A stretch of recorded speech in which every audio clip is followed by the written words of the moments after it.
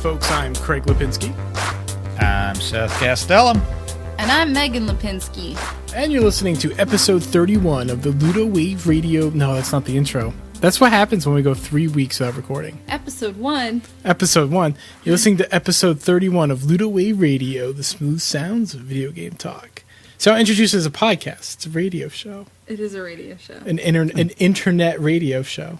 Which is different. That doesn't really make sense. I mean, radio is like air signals, right? That is, Isn't the that internet is air signals? Well, it's like air signals that go to tubes. Yeah, it's a series of tubes. Tandem. Yeah, it's a series of tubes and radio waves. Yeah. All right. Web radio just makes me think of like someone's loading this up in like Real Player or something. Oh God, that brings back memories. I used that for a little while. I'm like, what's the big deal? And then I used something that was good, and I'm like, oh, I see the big deal. Yeah. So it was not good. You're listening to episode 31 of the Real Player podcast. Oh, that would be gross. Can you imagine someone doing like a video game podcast called Real Player? I can imagine the person who would do yeah, exactly. You picturing this like person in your head. 16 years old. There's a very distinct picture. Yeah. And they're not even, there's this would no... be in 2005. Right. Yeah. No relation to Real Player.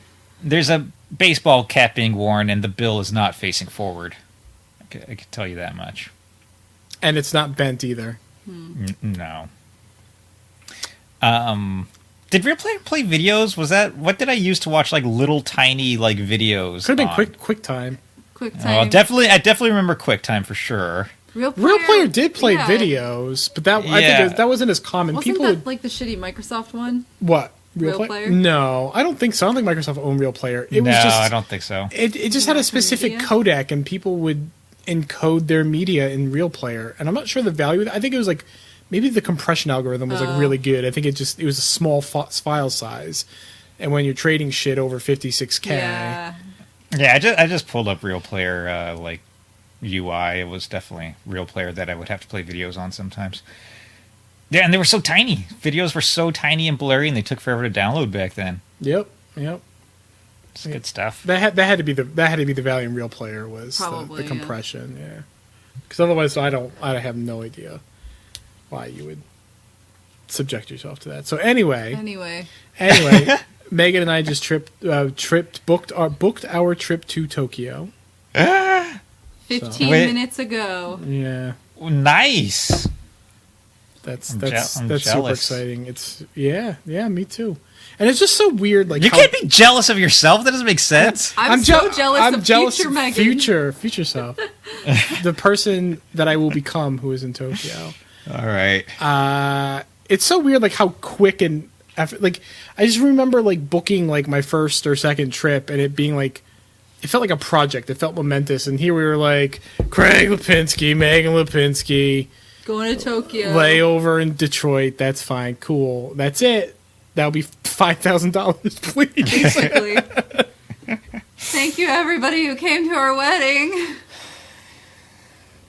Is that wedding money that you're going on? Yeah, nice. We have a household, so we didn't need new sheets or anything. So we asked folks to kindly give us money so we could go to Tokyo.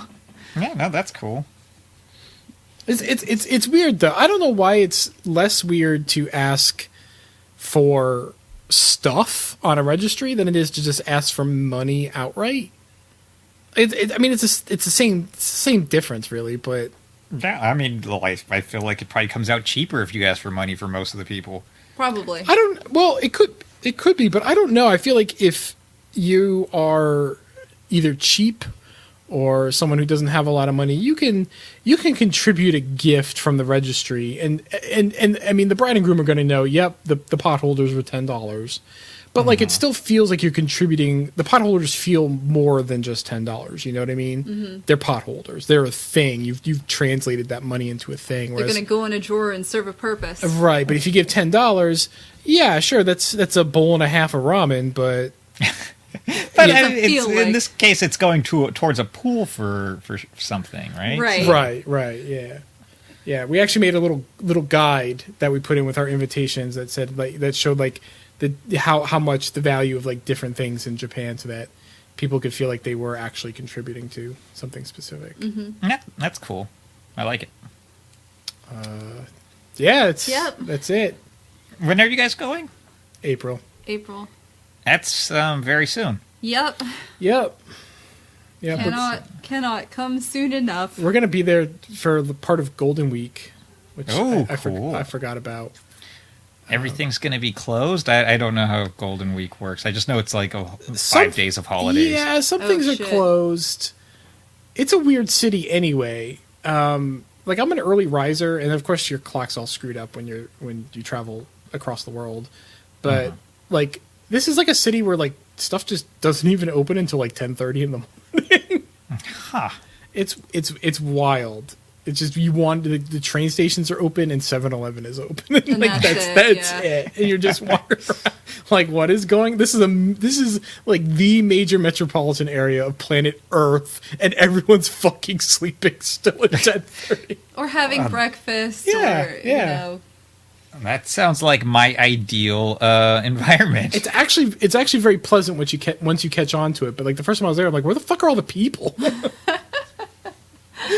And why are they awake until 11 o'clock at night? it's true. They do go to bed late. Yep. That's because they're waking up late every morning. Yep, that's right. Do we have anything else exciting going on? We're going to see Jimmy Eat World and Third Eye Blind in June. That's July. July. What year is it? So Third Eye Blind has probably like 8 albums, and nobody has ever heard anything except off of their first album. Like, have you listened? We actually own the first 3. Okay, like off like Spotify the second and has the rest. third albums, like have any of those ever had radio play that you're aware of? Like The second one did Never Let You Go, and what was the other one? Dude, don't even ask me. Okay, I there was wouldn't a know. couple of they had several singles off the second, and was it Deep Inside of You? Might have been. Yeah, and Never Let You Go. Those were pretty popular, All but right. nothing that compared to like Jumper or Semi Charmed Life. But they even like Graduate and I think they Graduate's rivaled. such a good They song. definitely rivaled Graduate. Yeah. okay. 'Cause I've heard like probably like 4, 5 songs of theirs on the radio, and they're all always off the first album. Yeah, no, that was way popular. The third album had Crystal Baller, I don't know. which is one I like Third Eye Blind. Like they get a lot of internet hate, and I'm not sure why. Like I get that they're kind of generic, like late 90s like alt rock. Like I get it. Like there's nothing exciting about them, but like the hate that I see, like I'm like, are we talking about the same band? Like are they really worth that? Are they the vitriol? Nickelback of... Right. That's what I'm saying. Like it's almost like on Nickelback level. I'm like, I don't. They were so popular. Was it 97 that their first album came out? Yeah, it was. They were very popular. I remember a kid brought the CD into my science class, and it had like a video for one of the songs on it, like on the CD. Oh man, remember when they did that? They put, Yeah. and then those would open up in QuickTime and they'd be super tiny. Yep. I'm laughing So- like I ever had this experience. I don't know that I... Yeah. It was like I think it had an official name. I think it was Enhanced CD was the official name. Yeah, had like a no. logo and everything. Yeah. Yep. So- Missed that. Some of us grew up in the dark ages. I I don't know. guess so. What was the other band that you're seeing with them? I just went straight to Third Eye Jimmy Blind. Jimmy World, which I feel Oh, like Jimmy is World. not that weird, but kind of a weird combination. And another band got added to the lineup, and I think it's Rah Rah Riot. it is Rah Rah Riot. I have zero familiarity with Raw. I've heard of them. I've heard of That's them. it. I think I've heard a song or two. I think just that whole combination it'll be a good show. It'll be fun. Yeah. It's on like a Wednesday, so it's gonna be a weird week, but I mean, Jimmy World has like a gajillion albums. They have like God, their they better discography only is so play the vast. stuff that I know, because Just- otherwise I'll just be like, woo. Ladies and gentlemen, 1 hour of the middle by Jimmy Eat World. And sometimes the Authority song, every other song. I would see just like them perform Bleed American. Yeah, just in its entirety. And its entirety. Bleed American Static Prevails are my favorite albums by them. Anything else is just like, that Jimmy, he's doing eating it. the world. Right, he's eating the world. He's gonna be your crystal baller. That's such a good Crystal Baller. It I is want a good everyone who doesn't like Third Eye Blind or hasn't heard of anything after Semi-Charmed Life to look up Crystal Baller on. I don't know if it's on YouTube or it's probably on Spotify. Absolutely. I think that's a good jam.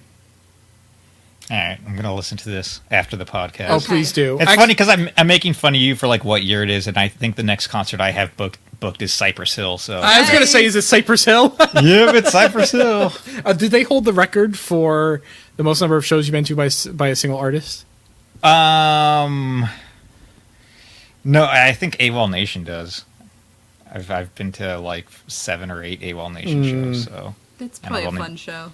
I've only been to like half as many Cypress Hill shows, but I've been to like see Be Real of Cypress Hill and like a bunch of different side stuff. So I've seen him a bunch. Yeah, because each time I feel like when you talk about you've went to a show, I feel like all I hear is Cypress Hill, Cypress Hill, Cypress Hill, Cypress Hill, Cypress Hill, and sometimes accidentally 30 Seconds to Mars. Right. Oh God, that was so bad. Yeah, no, Cypress Hill. That's all our exciting news. Yeah, what do you Basically. do? You have How about anything? you, Seth? Yeah, what's going on with you? I feel like I haven't left the house in like 3 weeks except to walk the dog. So I have zero anythings. Wow. Yeah, sorry.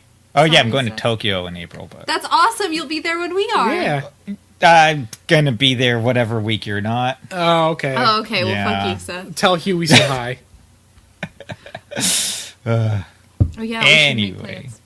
should make plans. We should let them know we're gonna be there.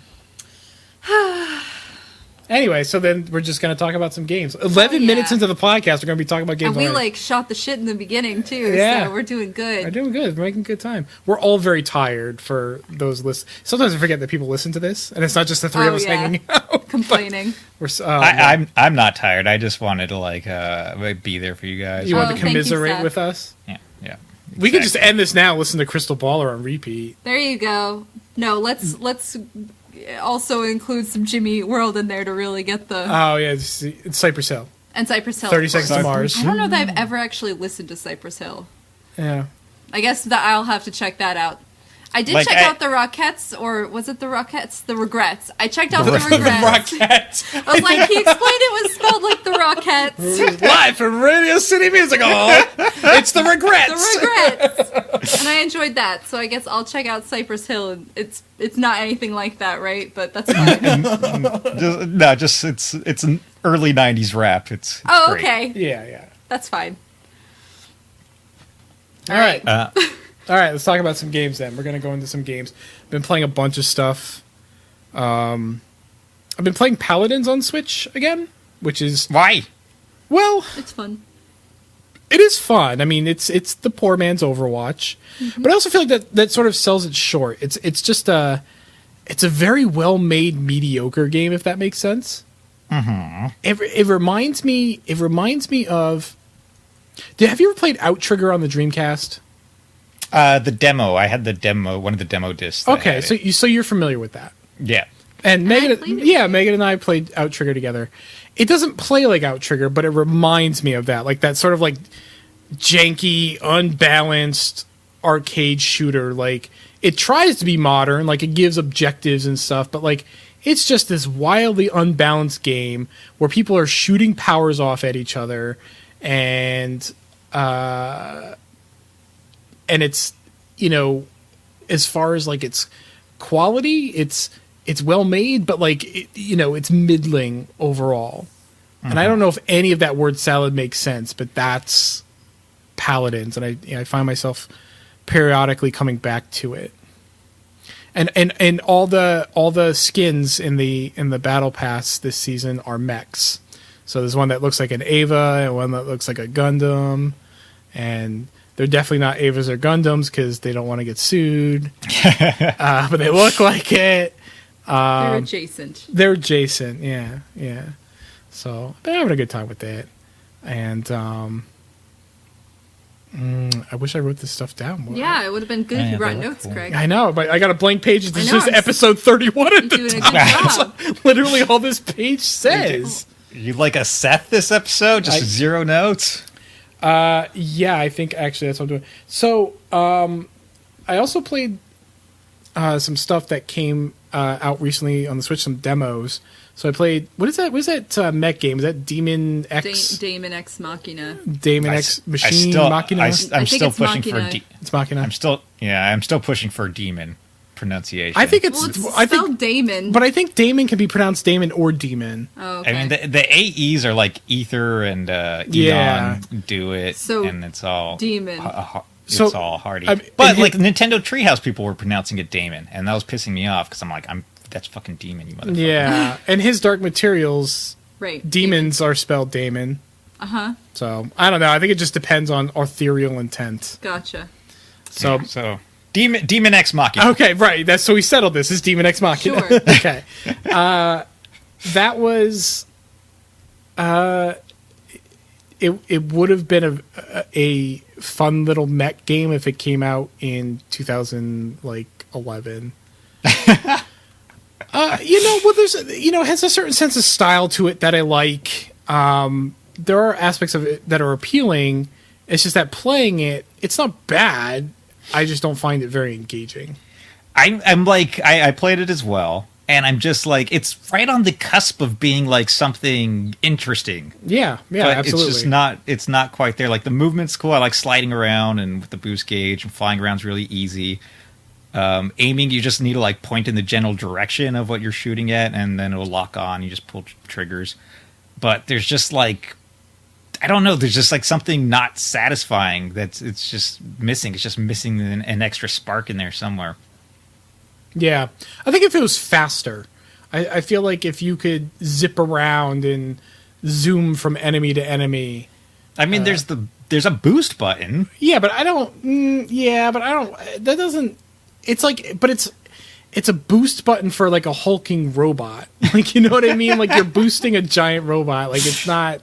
It doesn't. It's faster, but it doesn't have a sense of speed or urgency to it. I don't feel that way anyway. Did you upgrade your character's legs? I did, Greg? I Yeah. did. Went into surgery. Yes. What does that mean? I don't know. You made your robot legs better? You have a human character that you create at the start of the demo, and you can augment them with money, like cybernetically augment the human, and that affects the robot's stats as well for some reason. Yeah. Oh, okay. Well, because you're neurally linked. Yeah. Perfect. So So it's if very scientific. If understand? Shinji had gotten robot legs, his Ava would have been better at jumping. Is that basically? Yeah, well, yeah. For the legs, I think you increase speed, and then like it starts like a little skill branch tree. So like after you increase speed, you could choose okay. either like a faster boost or a longer boost, and then it just goes from there. The demo only had like a. You could also have surgery on your. You can upgrade your brain. Oh, cool. That's important. Yes. I upgraded my eyes, and then my It was- eyes were glowing, and I didn't like it. It looked dumb to me. Okay, This is a here's the demo, problem. not Did you? a beta. It's a demo. How far did you get into this demo? Did you play all 4 levels? I over did there? not. I played 2. I played 2, and I was like, yeah, it's enough for me. I get the idea. All right, so the 4th level is just a boss fight against like this giant scorpion-looking mech type thing, kind of. And there's the levels have like invisible wall boundaries for the edge of the stage, and the scorpion would not leave this edge of the goddamn stage. So like I'm fighting I'm trying to strafe around him, and then I'll crash into this invisible wall and then not be able to move. And then he would hit me. And when he hit me, he could send me through this barrier. And once I'm like past the play barrier, I can't control my mech anymore. And the game just sort of takes over and auto boosts you back into the playing field, sort of like in Star Fox or Star Fox 64 back in the day. But it's like almost a 5-second period that it's like just me not doing anything. And the mech is auto boosting the whole time, so it's draining my entire boost meter. And I can't even like move left or right or anything, so I could still get hit by like missiles coming at me.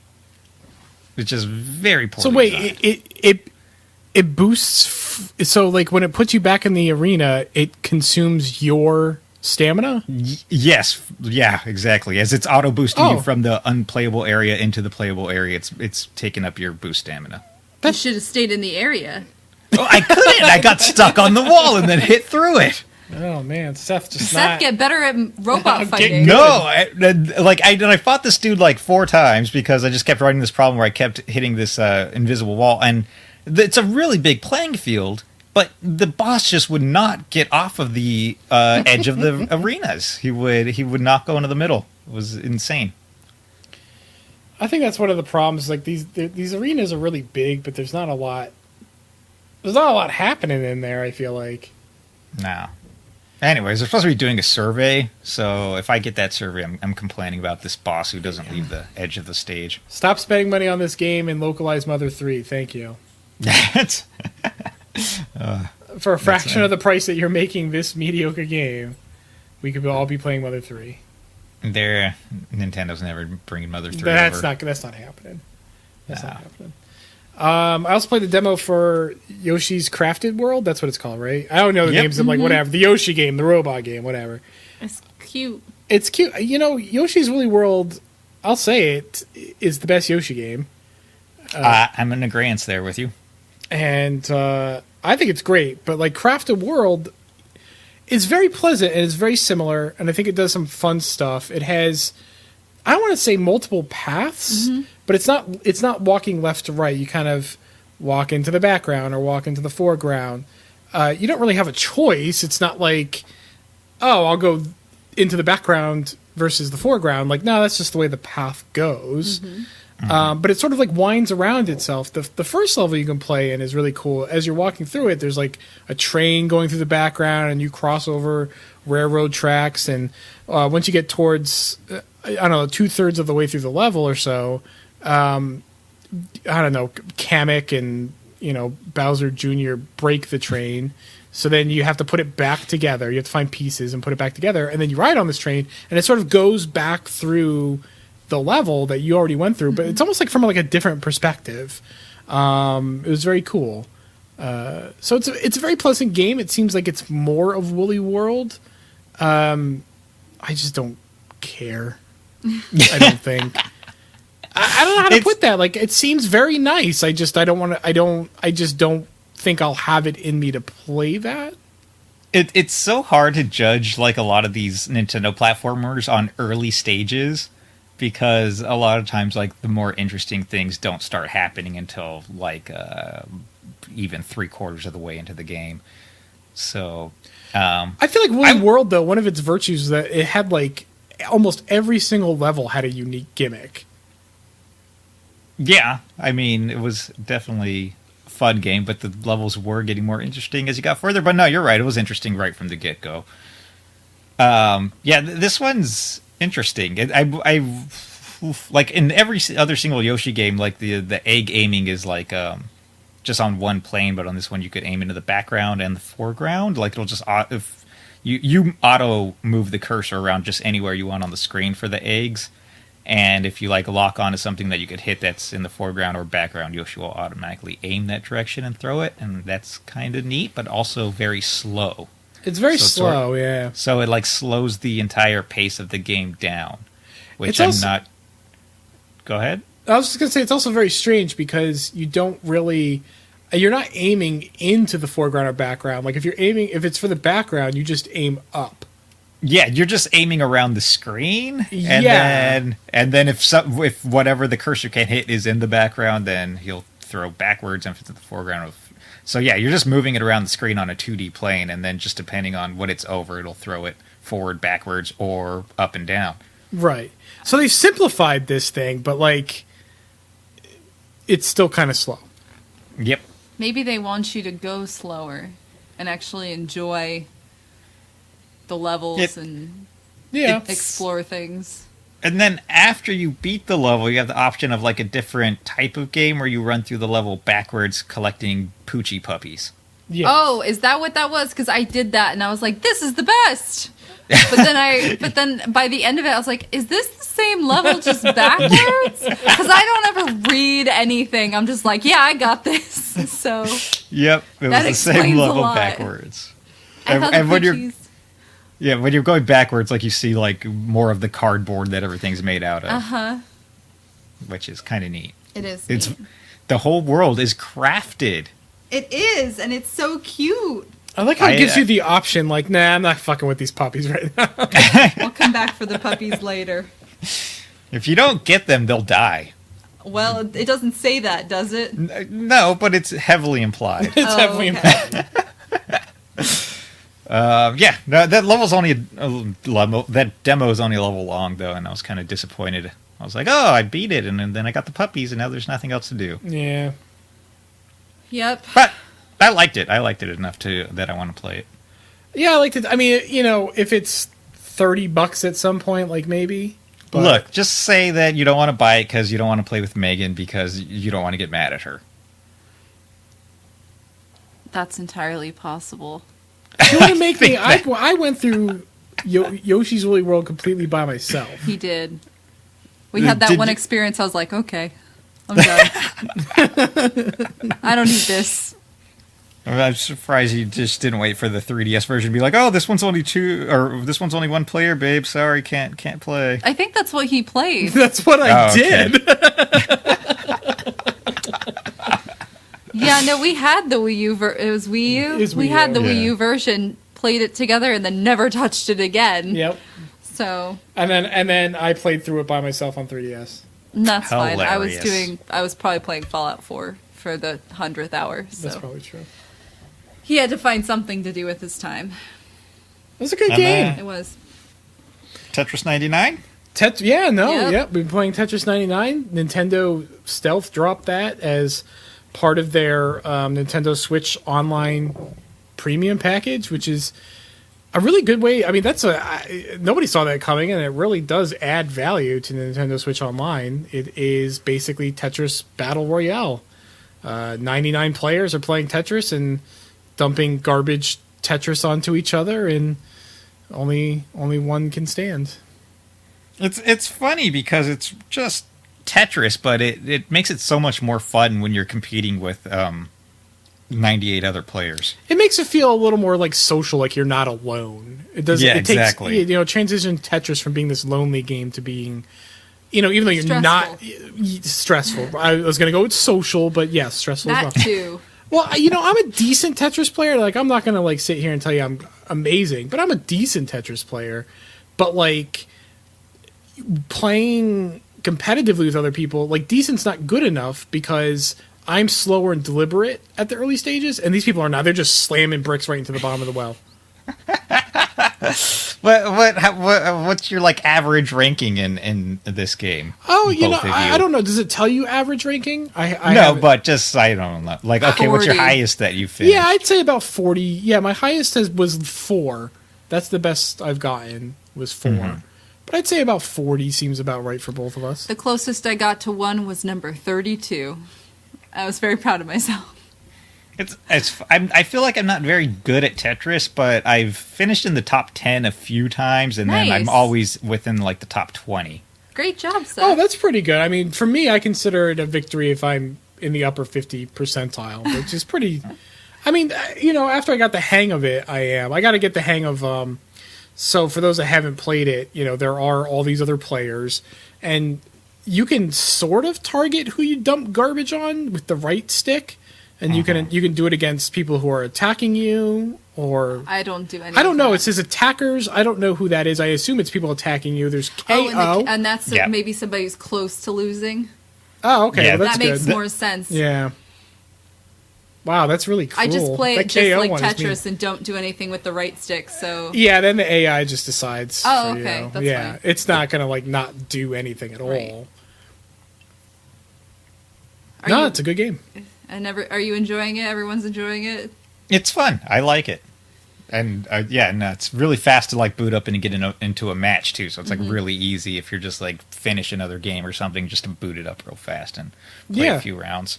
Yeah, very accessible. Very, very, very good idea. And data miners have found that there's likely to be more modes added later. So yeah, I mean, at the Direct, Nintendo said that they'll have events and stuff, but I have no idea what those events are. So Ketchup versus mustard. waffles versus pancakes. Someone come play Splatoon 2. Splatoon 2 versus ARMS. ooh, Splatoon 2 wins that one. Splatoon 2 is going to win versus ARMS every time. It Nobody's would. playing ARMS. ARMS is good. No, people do play ARMS during the block parties. People play those. Salmon Run.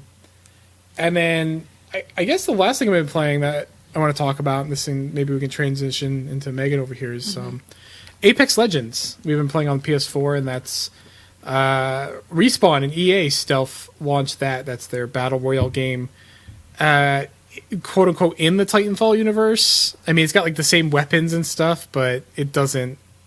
There are no Titans, so like there's Fallen. You do that.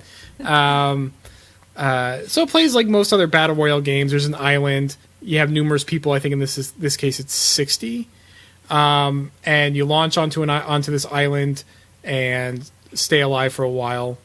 A ring closes in periodically to force players into a smaller area, and if you're outside the ring, you lose health. You can die if you're too far outside the ring. I think it's great. I think it's the best battle royale game I've played. I think Respawn made so many smart decisions with this game. It really just elegantly promotes teamwork and communication. It's what's interesting about it is that it's class based. So there's 8 characters, 6 are available to you from the start. The other 2 you can purchase with in-game currency that you earn very slowly. So you can buy them with that, or you can pay for them outright. It would cost about $15 to pay for the 2. And you have the healer. You have one that can do like zip lines and grapple hooks and just sort of move around faster. You have the big, I don't know, Samoan guy who's got the shield. Gibraltar's got the shield. You got Tracker. You got a tracker who's my main. That's Bloodhound. That one's really cool. His tactical ability, he sends a pulse out and he can see enemy positions if they're around him. You see like silhouettes. But one of the things that he can do is that if someone's been through the area, there'll be like a footprint icon on the ground, and it'll tell you like someone was here like 19 seconds ago. Or if like a door is open, it'll have like the same icon and say someone opened this door 7 seconds ago, which is really, really cool. His ultimate ability gives him like super speed, turns the whole world black and white except for items and bad guys. So that's really useful. And it puts you into a squad of 3 total, you and 2 other people. And, you find a way to make all these abilities work with each other. You launch out of the aircraft together, which is different than, say, Fortnite, where even if you're playing in squads, y'all just fall out at different times whenever you want. But in this case, it makes one person a jump master, and you jump out together. You can detach if you want. I've only done that like once or twice when someone very clearly jumped into some hot water. And I'm like, no dice, dude. I'm a team player, but I am not shackling myself to a bad idea. But on top of all this, the real thing that binds it all together is the ping system, where I think this game has had the most headsets on than any other game I've played, which is great. But built into the game with on PlayStation 1, it's R1, is the ping system. And so like when you're going jumping and you're still in the aircraft, you can ping a location and your character will say aloud, "I think we should jump here." Another character can then hover over your ping and then hit R1 and say and then they'll say, "I agree." You can double tap it to indicate that you saw an enemy, and your character will say aloud, "Enemy over here," and it'll put like a red crosshair on the HUD for everyone. You can ping weapons and say "shotgun here," and then someone can ping that and say, "Oh, I could use that." Dibs. Yeah. It's just really smart, and most people use it. Not everyone. I've played with my fair share of selfish assholes, and they die very quickly. It's actually kind of frustrating, the selfish assholes, the people who think they're gonna like just be the fucking superhero, murder everyone. I think only one situation was I playing with someone who actually could murder everyone. They were very good. Most people cannot. It's a game about survival, and like that's what I find interesting about it is that you want to scrounge up what you can, you want to communicate, you want to hide, and then fight when you have to. And the game promotes all this. It promotes that teamwork and promotes that communication and promotes survival. In fact, at the end of every match, you gain experience for actions in the game, and you gain way more experience for time survived than you do for kills. I don't think people have really caught on to that part yet. It's a hard concept to catch on to. Right, like, I got guns, but you don't want me shooting. Because the way you end it is by killing everyone else, so that seems like the main objective. Well, you let them thin each other out a little bit. Yeah, no. Everyone wants to just jump in, and I'm like, there are games where you can just jump in and kill people. This isn't it. Let us have the slow, methodical resource management survival game. You can go play fucking Battlefield and just shoot at people. That's what you want. Everyone's got to turn. Overwatch is the same way. Splatoon is the same way. Like all these games where like there are these layers beyond just shooting dudes. Everyone just reduces it to shooting dudes. And that's very frustrating for someone like me who appreciates more than just... I like shooting dudes. It's fun. But I appreciate more than that. I think Respawn has gone to great lengths to promote and encourage gameplay beyond that. But, leave it to the frat boys and 12-year-olds. There's a lot of dude bros and fucking 12-year-olds playing this game. Yep. Leave it to them to just go, nah, fuck that. I'm shooting dudes. That's what I'm doing. But it's a really good game. It really feels like Respawn made an effort to build a good game first and then concern themselves with the monetization, which is it's all cosmetic. Yeah. There's 1,000,001 cosmetic things.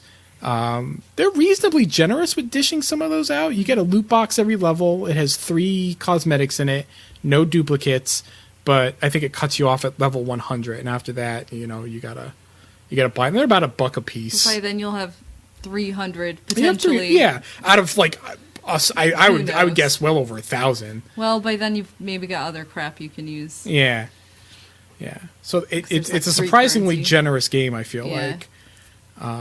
But making those characters something that you want to buy, I think is probably, well, the general the royal you, I think for $15 kind of gets a $15 from, it's probably a significant number of players. I've seen a fair number of those characters. They're not unbalanced. It's not like you are going to it's not like you can't make do with the 6 characters that are available, but they are appealing characters. Yeah. The ones that you buy. One's Mirage, and he drops decoys. And the other's a fart goblin. And he just has, like, noxious mines that he can put out. And also, like, fart clouds that he can, like, see through and hurt other people with. It's Wario. How much do the characters cost? It's, like, $7.50 for... Each, for the 2. There's only 2 that are locked. So you'd have to spend about $15 in real money to unlock them both.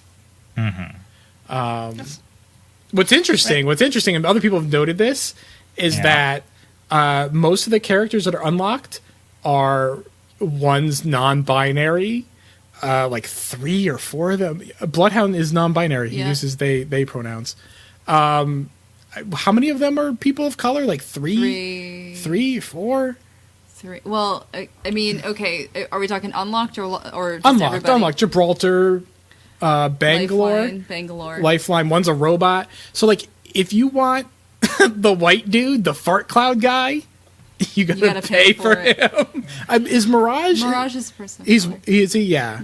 One of them's gay, and someone like lost their shit online because he's gay. And so like Respawn like really went all out on the diversity, and then locked the white dude behind the paywall. That's funny. And he's the farty one. And he's the farty one. And he has the dumbest voice lines. He does. He's like a fedora, like trench coat mafia. They knew exactly what they were doing with these characters. It's the red pill character. Yes. Yes. Yep. His name's Caustic, and he's. I just found a picture of all of them, and I could pick him out instantly just by. I'm here for it. I love what they did, and the characters are all really great. I really like the characters. Yeah. They did a great job with them. I don't know. It's a really good game. They did a great job. Respawn said they would love to bring it to Nintendo Switch. That doesn't mean anything, but We would love for them to do that. we would love for you to bring it to Nintendo Switch, Respawn. so that Craig and I could shout at each other while playing Right. together. Have you played, Seth? No, not at all. That doesn't seem like a usually not- Seth game. But Seth, we Yeah. could play together. I've spent most of my time hiding, so I feel like I'll play with you guys. Okay. Megan has just died. Her team will just die, and then she'll just hide in the fucking mountains until and I'll just go to the edge of the ring as soon as it's closing, Yep. and then just sneak forward, and that's how I've made it like squad number 2 when my 2 team members died 2 minutes in because they were 12-year-old shitlords dropping with everybody else. So yeah, That's fantastic. Yep. yep. No, it's free. I'll give it a go. Hooray! I got, I think 2 or 3 times I've been on the winning team, and the first time I got the champion win, I got the winning kill. Mm-hmm. I used the weapon that everybody hates, the Mozambique shotgun pistol, and shot someone in the face and won the match, and it was excellent. With the shittiest gun, I won. Nice. Yeah, no, that's a great game. They really did do a terrific job.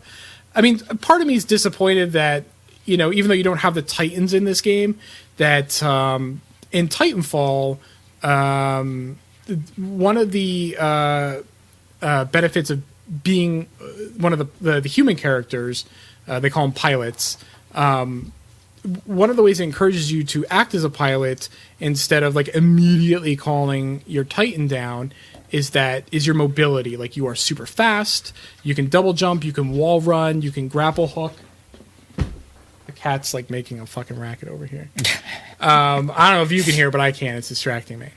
And so you have like all this mobility to you, but that doesn't translate to Apex Legends. Like, none of that does. Like, there's no double jump. You can run. It's not as fast. You can't wall run. Only one character has that grapple hook, and that's his tactical ability. He has a cooldown. And Respawn said, yeah, no, we tried that. We tried the Titans. We tried, the double jump. We tried all of that, and it just didn't work. It wasn't accessible. And they have a point. Like, Titanfall is like this high-skill multiplayer deathmatch game. Like, you really have to, like, be good at the game to succeed. And, they said that, if you're playing Apex Legends, if someone runs behind a building, you can surmise that they're behind that building. But if you're using Titanfall 2 mechanics, that person can fucking be anywhere at this point. Who knows? And you don't learn anything with that. They said, that person can run up a wall, double jump, grapple over you, and shoot you in the head on the way over.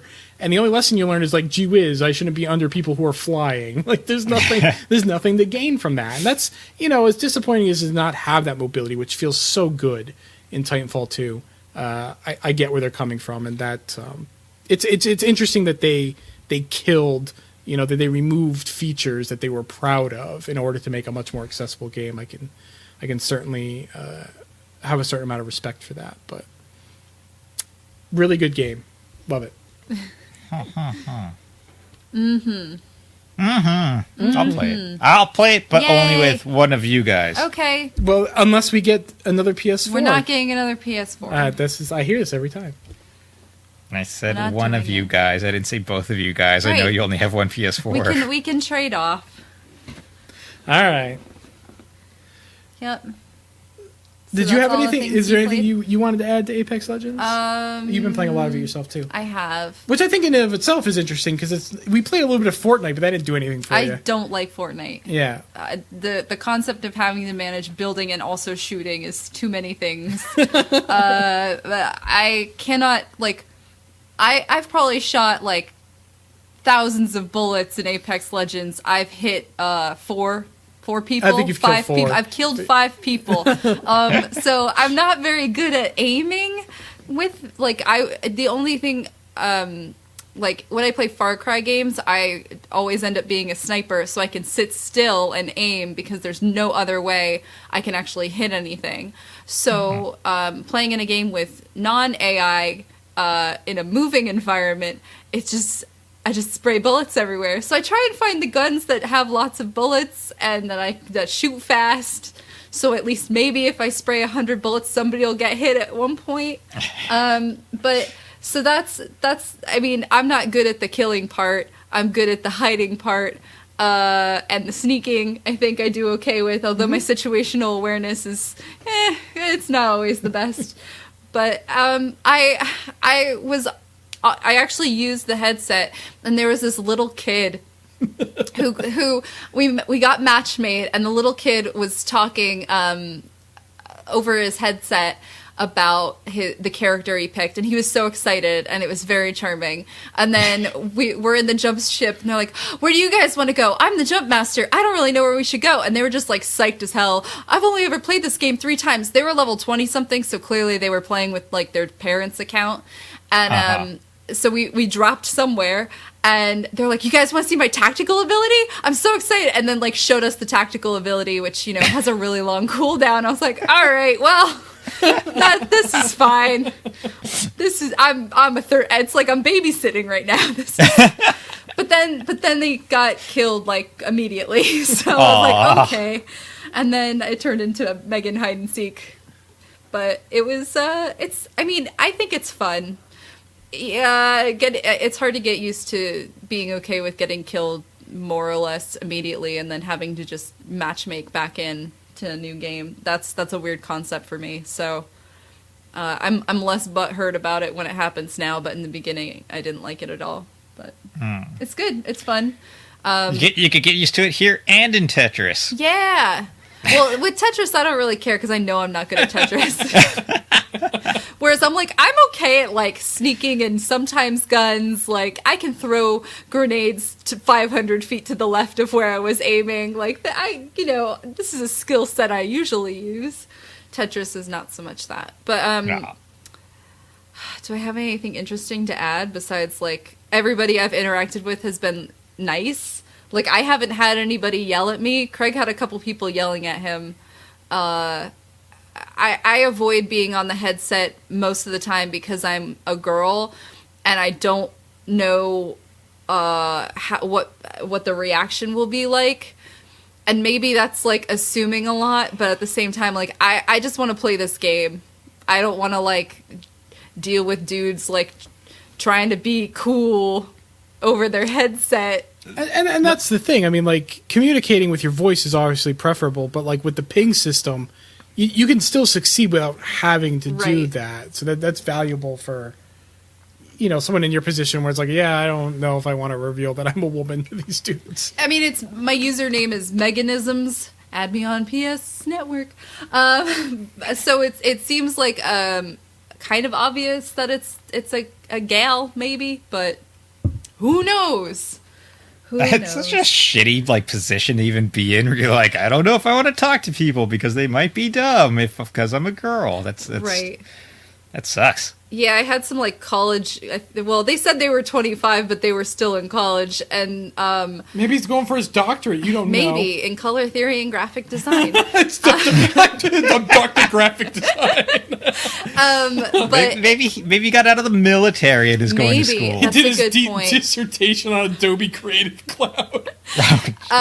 But it was him, and clearly they were like buds, and we got match made together, and I put the headset in because they were talking to each other, but they were talking about stuff they needed, but not indicating what they actually needed. So I got on the headset, I was like, what kind of ammo do you need? And there was like a pause when they like registered, oh, it's a girl. and then they started making like nerd references and talking about being in college, and oh, well, when you're 25, you're so much more mature than like the kids who are playing this game. And I'm like, okay, I'm 30 and married. Like, I'm 30 in a bathrobe laying in bed right now.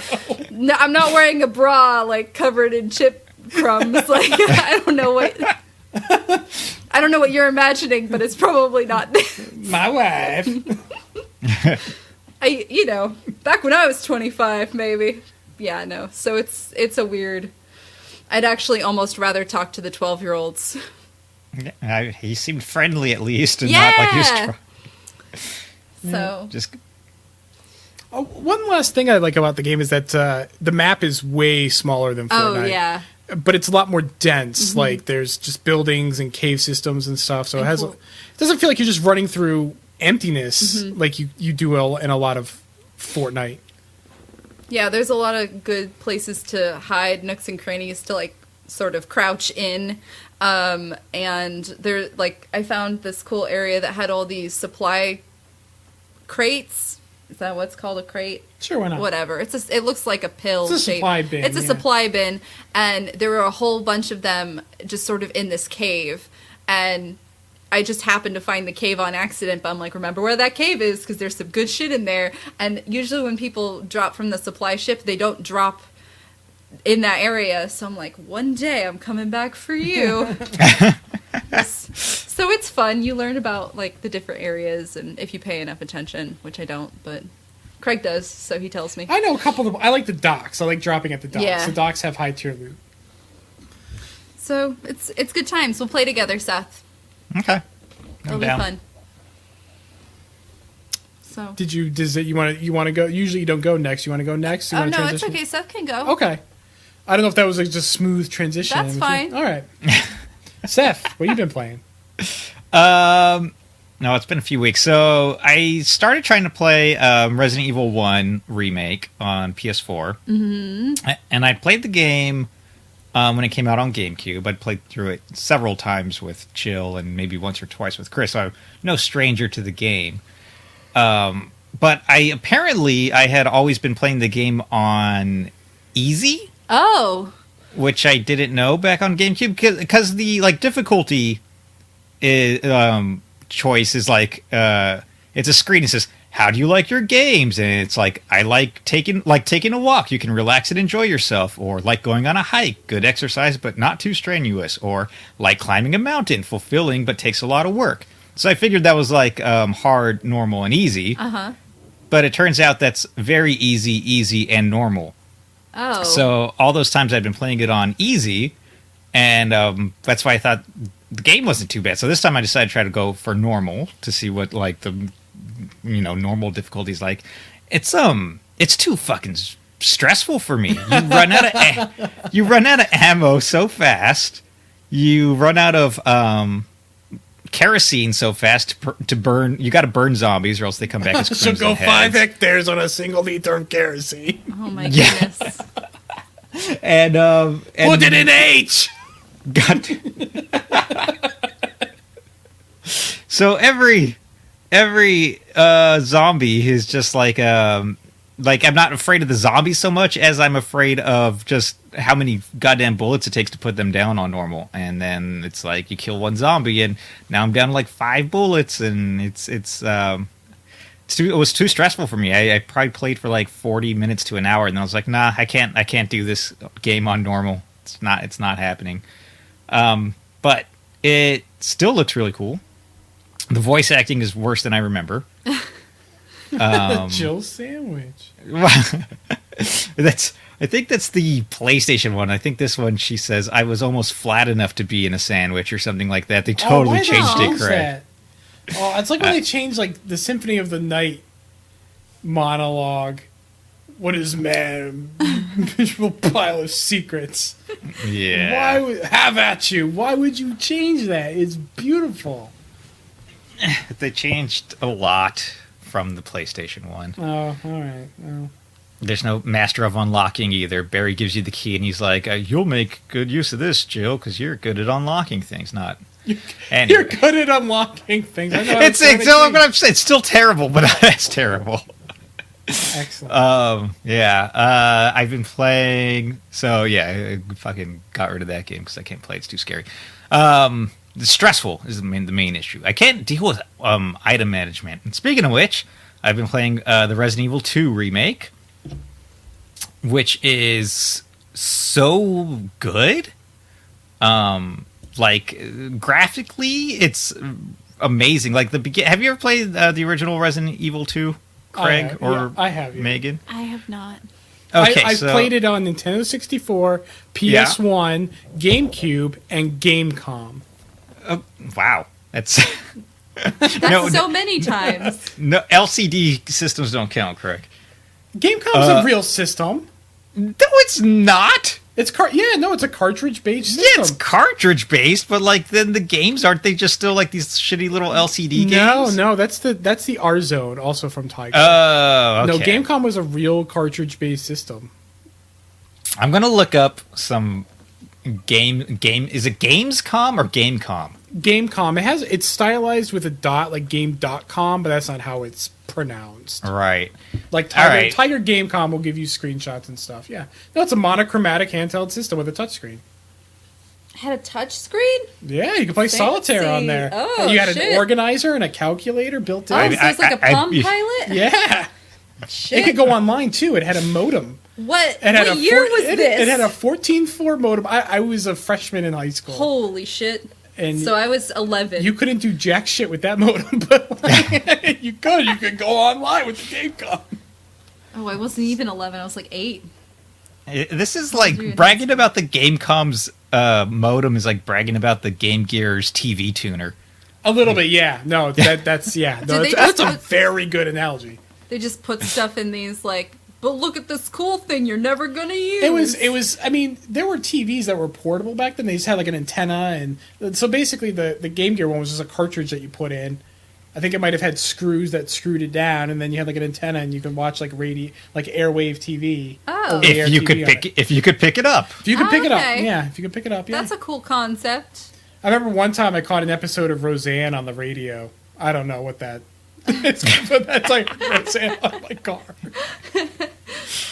Anyway, Resident Evil 2. It's not on Gamecom, but we'll give it a pass. Resident Evil 2. Okay, so there's a trucker in the beginning of the game, and the intro is like Leon is going into Raccoon City because he's going to be a police officer or whatever.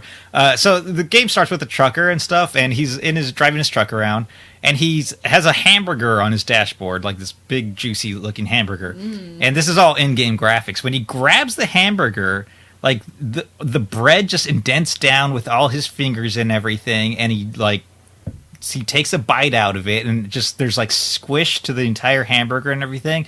And I was like, wow, this looks so fucking good. This I'm just impressed by the hamburger graphics in this game. That makes me wonder if that's if there's actually physics algorithm, or whether that's like a scripted. Those are scripted animations. It looked like bread physics to me. That's wild. I gotta see that. Yeah. When this game drops in price, I'd buy this game at $20. It'll be $20 before I. Yeah, it's a Capcom game. It'll be $20 in like 4 months. Anyways, it's scary as hell to me. I was not afraid of this game on N64 as the first place I played it, because everybody's just chunky polygonal people, sort of. They're like Legos running around. Don't shoot! Basically. I'm a human. God, and the voice acting was fantastic. God, guy's a maniac. Why'd he bite me? Why'd he bite me? Was one of my favorite lines. The parts of what was FMV in the first game is playable in this one, which is cool. Like, you stop at the gas station, and that's sort of how you get acquainted with the controls. You're like filling up your car, and then you get out, and then you start playing, and then you see a guy getting eaten in the gas station, and then you come back out, and then Claire's there, and a bunch of zombies are breaking in, and it's all playable. And I got bit right in the beginning too. And when you get bit, whatever. That's mean. I didn't have a lot of ammo. Aiming. So I've been playing a lot of the action Resident Evil games, which is you want to aim for the heads and then just run up and do melee attacks to the zombies, and then that's the quickest way to kill them and also to preserve ammo.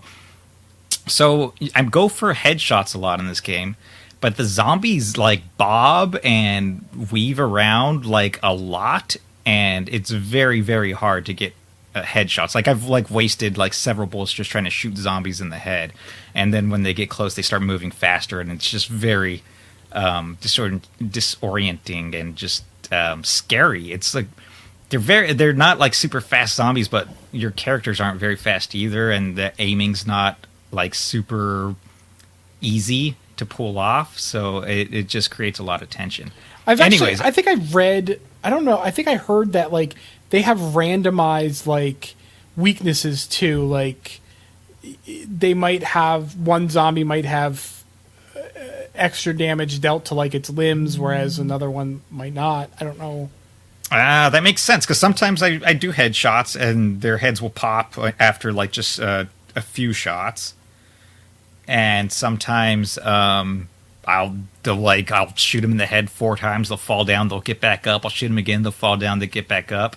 So yeah, it seems very random on what's going on. These zombies do not stay down. They're very persistent. Anyways, back to I got bit right at the beginning, and the bites are persistent for a while. It's sort of like what they do in games now, where like your character is swimming and then they're wet, and then it takes a while for them to dry off. So I had I was running around with a bite mark for like a very long time on my neck, and I thought that was kind of cool. Does it do anything to you? No, I mean just No? aside from the damage, okay. it's not doing anything persistent. No.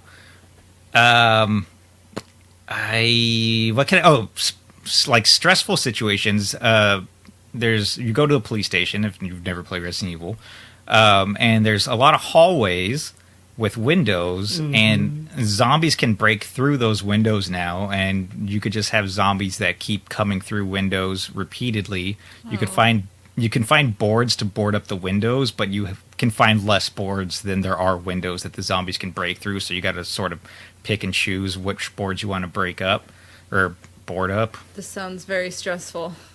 It's very stressful. And then there's an area, and I could already tell it was going to suck as I was going through it. There's a kennel where they keep the canine dogs, which are all zombies now, of course. This is fine.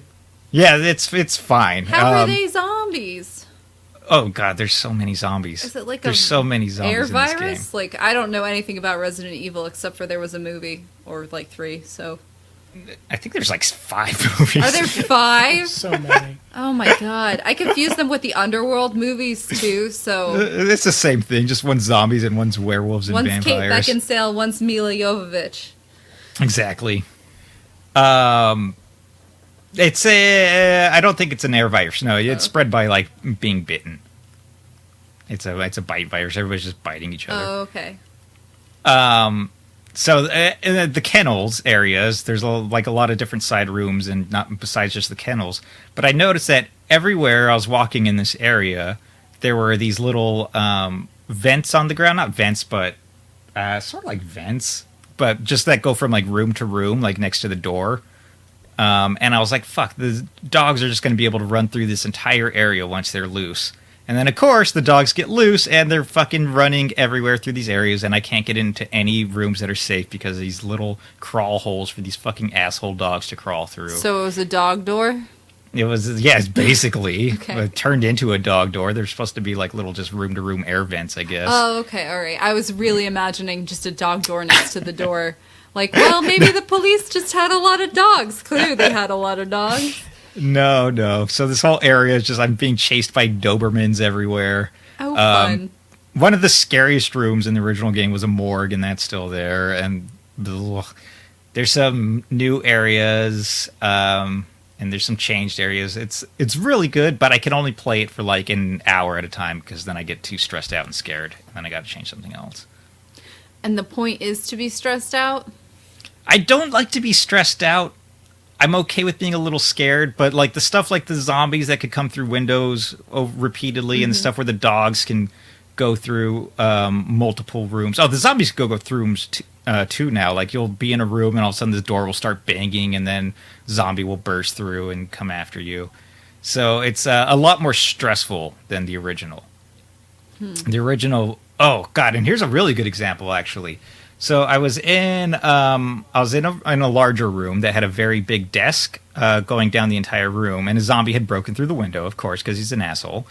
And he was on the other side of the desk, and I was like, ha ha, this zombie can't get me without going around this entire long desk. No. The dude, he climbs up onto the desk and just starts knocking shit everywhere as he's crawling over the desk towards me. Which I thought this was just like a static desk with static items, but nah, everything was going flying, and the zombie was trying to come at me and eat my brains across the desk. They have bread physics. Why wouldn't there also be desk items? It had desk item physics too. Very, very impressive. They really updated this game. It's a full on. It's very scary now. Back then I thought it was just fun. Now I'm actively scared. What else have I been playing? You know, before we move on, I read Yeah. I read that someone modded the PC version so that when Mr. X shows up, it plays X Gonna Give It To You. Oh my god. And it gets louder and louder the closer he gets and softer the further you run away from him. That would be so helpful. That's fantastic. Yeah, it's good. It probably breaks a lot of the tension too. It's probably true. Is Mr. X like a super scary bad guy? Yeah. He's very persistent. He just sort of shows up, and he's like a big hulking monster. But he's kind of funny because he's like in a trench coat and wearing a hat, even though he's a monster. So I thought that was even silly in the original, but whatever. He looks like Nick Valentine from Fallout 4, like a big beefy version of Nick Valentine. And did you play Fallout 4? No. No. So he looks exactly like Nick Valentine, who is like a very slim robot, and one of his like personal quests is like hunting for like these hollow tapes of like some criminal he's after named Eddie. So periodically he'll just say like, "Where are we on the hunt for Eddie's tapes?" And just every time I see Mr. X, I'm just, "Where the fuck are we on the hunt for Eddie's tapes?" I just see a big hulking nasty Nick Valentine. Yeah, he's an asshole. Hey, this is like slight spoilers. In the original Resident Evil, Mr. X only showed up in the second, like scenario B. Yeah, I was gonna say he wasn't in the entirety of that game. No, in this one, I've seen him show up so far and like just play in my first playthrough. So he's around. He's around. I don't know what else I've played. Tetris 99. Yeah, well, I mean, we talked about all those games. Yeah, we did. We did talk about all those games. Oh! I want to talk about one of the multiplayer modes in Resident Evil 6.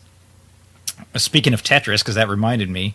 So there's a mode called Onslaught, and it's basically if you played like the Mercenaries games in any of the Resident Evil games, you just run around and kill as many zombies as you can while like stringing up a chain.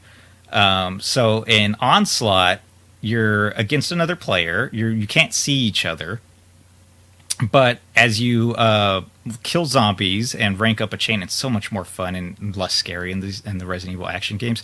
You create a chain with the zombies you kill, and then once the chain ends, either by getting a max of 30 kills or taunting, you could send them over at any point, or if you just don't kill a zombie in time, it will end the chain. Those zombies get sent over to the other player's game as like junk zombies. Garbage Puyo. Yes, Oh, that's exactly. Fun. So, like, the more you kill, the more you are sent over to the other player. So you're both just sort of trying to, like, kill as many as fast as you can and stuff like that. And if, like, you send over, like, a whole big group to the other player, you could, like, lead them to an explosive barrel and kill all those right away and start another, like, huge chain and send them back to the other. So I thought that mode was great. That does sound pretty cool. Mm-hmm. Yeah, it was super fun. And that's it from me, I'm going to say. Okay. Well, my notes are pretty sparse this week. That's fine. We're tired. I mean, you're tired. Yep. Well, because we already covered Apex Legends and Tetris 99. I haven't gone back to Gal Metal. I haven't gone back to Undertale. With Deltarune coming out. I haven't gone back to Fallout 76. I bought Gal Metal just because that cover is shiny. It is so shiny. You trendsetter, you. I'm such a trendsetter. So Castle Cats update, because I know everybody wants to know. We're on day 550. And they're doing a Valentine's Day event now. Of course. Oh, they finally changed events. Yeah, so the winter event ended, and now it's Valentine's Day for 2 months. It sounds like hell on earth. It's okay. And I have all of the cats you can grow with the materials, except for now. Obviously, every event, they're now going to add sacrifice cats, because the people who have been through this rodeo at least twice need something to do. So I'm halfway to getting the sacrifice cat. So that's what's its name? I don't know. I guess I could open Castle Cats and see if it has a name. They usually don't reveal the cat's actual name until you hatch it. I see. But they'll give you a hint as to what it turns into in like the little description. So let me check This one is an angelic scale egg. Scales and feathers. What kind of hero will this bring? So, yeah, no, it doesn't. It doesn't. But you make it with 2 green... It's going to be an angel with psoriasis. God, I hope so. You sacrifice Cupid 2... It's just bad rosacea or something. I don't know. Well, we do have a regular Cupid, so a Cupid with variant. psoriasis would be totally great. Psoriasis Cupid is variant. The only other exciting thing... Well, I guess I have 2 exciting things. One is that I purchased a cat. Her name is Clea. She looks like Princess Leia. She's great. I purchased her for 100 gems because she... Buke Bywalker. They don't have... Banned off the bay. Listen, I'm gonna go on Insta and be like, hey, I got some suggestions for you. Man, I'm sending this to Disney right now. They're going to just shut down Castle Cats. Please don't. I shouldn't tell you about the one that's based on the Na'vi then. The what? From Pandora. Avatar? Avatar, that's the one. Pandora is the name of the place. Yeah. Yeah. People don't remember that movie. Yeah, no, and now there's a whole world about it. I just want to point out that she's actually just sitting here playing the game now. Now Yeah, that she's shaking my opened it. cats for gold. Now that she's opened it, she's playing the game. Well, because I was going to talk about the outfit box. I think I mentioned it before, and it's 50,000 gold coins. And so right now I've got 325,000 gold coins. So I don't really, 50,000 every couple of days doesn't really matter. And it gets you cool stuff for your guild leader cat. So I got, my cat right now is like a really cool like purple and pink leopard, and I got Did she a dress mermaid. herself? I dressed her. Oh, okay. and I got a mermaid tail outfit, which I'm going to show Craig so he can see how cool it is. It doesn't look good with this cat because her tail is so fluffy. Yes. But yes, it's magical and wonderful, and the outfit boxes are totally worth it, even though I thought it was a ripoff in the beginning, but bought them anyway. So, yeah, it's a thing. They've got plushies, like actual physical plushes you can buy of the 3 like main guild leader cats. And so my Apple Watch keeps sending me notifications to buy a plushie, and I'm like, why? I don't want one. No. Oh, man. So I think I have to change my Apple Watch settings so it'll leave me alone, because it's like, check your quests. You have to change your Castle Cat settings. Yeah, well, my notifications for Castle Cats now are really obnoxious, where it's like, the second you finish a quest, it's like, don't forget about us, check on your quests. And I'm like, I saw that it's done. I'll check it in 3 hours when I'm not busy. So Man, I just looked up one of these Castle Cat plushies on the interwebs. Uh-huh. And it's taken, like, somebody took a picture of the Castle Cat plushie at an event called CatCon, which looks like it's not just for the game, but for cats in general, cats. like an entire cat convention. Mm-hmm. Castle Cats are like, we got to get in on this. Hey, man, there's probably plenty of people who are like, you know what I could use? A cat collecting game that's not Neko Atsume. Is that the one with all the cat buttholes? Yes. Yes. Nah. My first cat love. And then I played Tetris 99. I played Apex Legends. Played that Yoshi demo. Oh, I did play the Yoshi demo. That was fun. I'm considering getting Sims 4, but I'm not sure if I really want to do that. I'm thinking about it. We're going to actually order Resident Evil 6 at some point, maybe tomorrow. It's fun. It's cheap and it's fun. Mm-hmm. And it's not scary. Good. I don't. We're at Target, and they've got like a buy 2 get 1 free thing on like books and movies and video games. Mm-hmm. And we almost bought Resident Evil 7, but then I actually like looked at the art, and I was like, it's gonna be too scary. I won't play this for more than like a minute. And 7 you could play in VR too, which is just... We're too poor for VR, Seth. Stop saying it.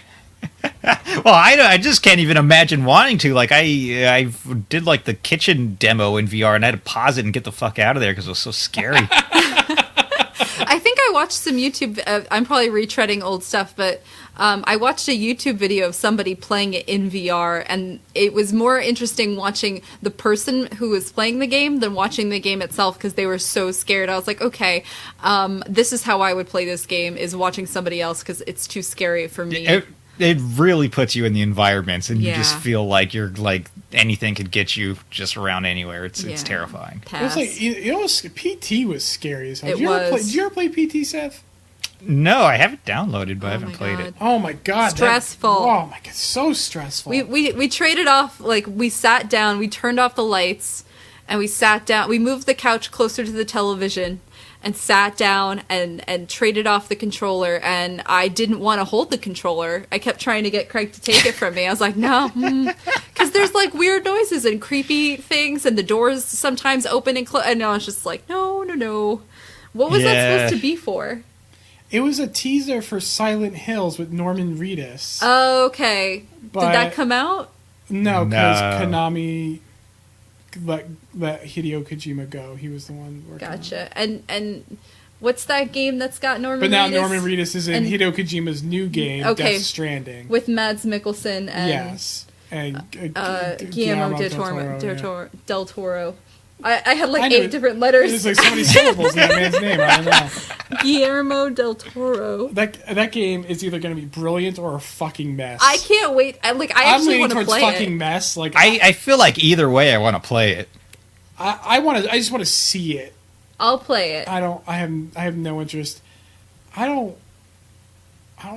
think Metal Gear Solid are like some of the jank, are like just some of those pain in the ass games to play. I'm like totally in on them just for like the soap opera of the stories. I can respect that. I feel like the controls are just like, I feel like half the time Snake doesn't listen to me. Oh, yeah, no, you got you got to learn them. You gotta learn them. You got to learn them. Yeah, no, I haven't played that's 5. 5 is the newest one, right? Yeah. Yeah, I didn't play that one, but No. every other one, I still feel like the first Metal Gear Solid is the best. That one's tight. I still feel like that one's insane to control as well, but whatever. Oh no, that's true. No, it is. You're not wrong. You're not wrong. So I'm just picturing like Metal Gear Solid controls while you're trying to like hug this baby or whatever Oh yeah, 'cause with your there's the weird baby Venus and flytrap the- suit or Oh, whatever. Jesus, I forgot all about all of that. While cosmic monsters come and hunt you down. Yeah. I guess I gotta read more about this game. I don't know anything except for Mads Mikkelsen's in it. Nobody knows. a damn Nobody thing. knows anything. Oh, It- okay. like, It's been in development for like 5 years. There's no fucking game. Cool. just you could watch stuff. You won't make any sense to you. It's just All Hideo right. Kojima going out to dinner with Mads Mikkelsen is his fucking crush over it. Just that's all his Twitter is. Just him eating steak with Mads Mikkelsen. That's great though. I'd play that game. And Norman Reedus hanging out with Kojima, going, "I don't know what this game is I'm in." He's in a different booth entirely. He's like, I just showed up for the mocap, man. I have no idea. The what? Motion capture. Oh, okay. You and your hip lingo. That's me. So I guess when Death Stranding comes out, we'll have something to talk about in Yeah. 6 years.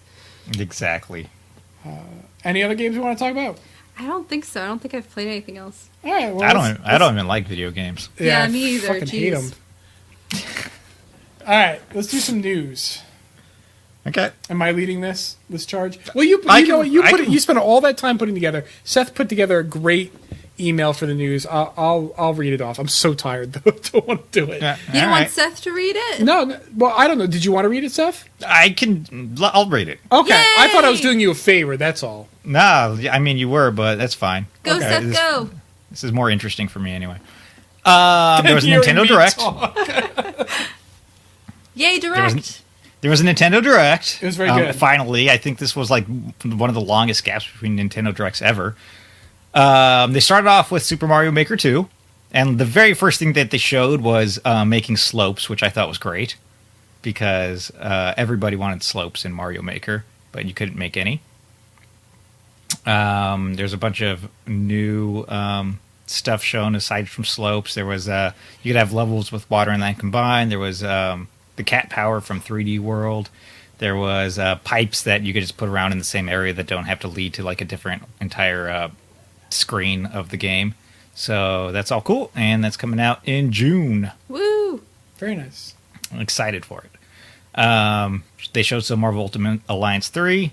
Don't really care. They showed like Storm and some other new characters. What's the Captain Marvel? Captain Marvel. It's weird how like granular and like basic they get with certain games and directs. They're like, in Marvel Ultimate Alliance, you can do normal attacks and super attacks, and with your allies, you can do ultimate attacks.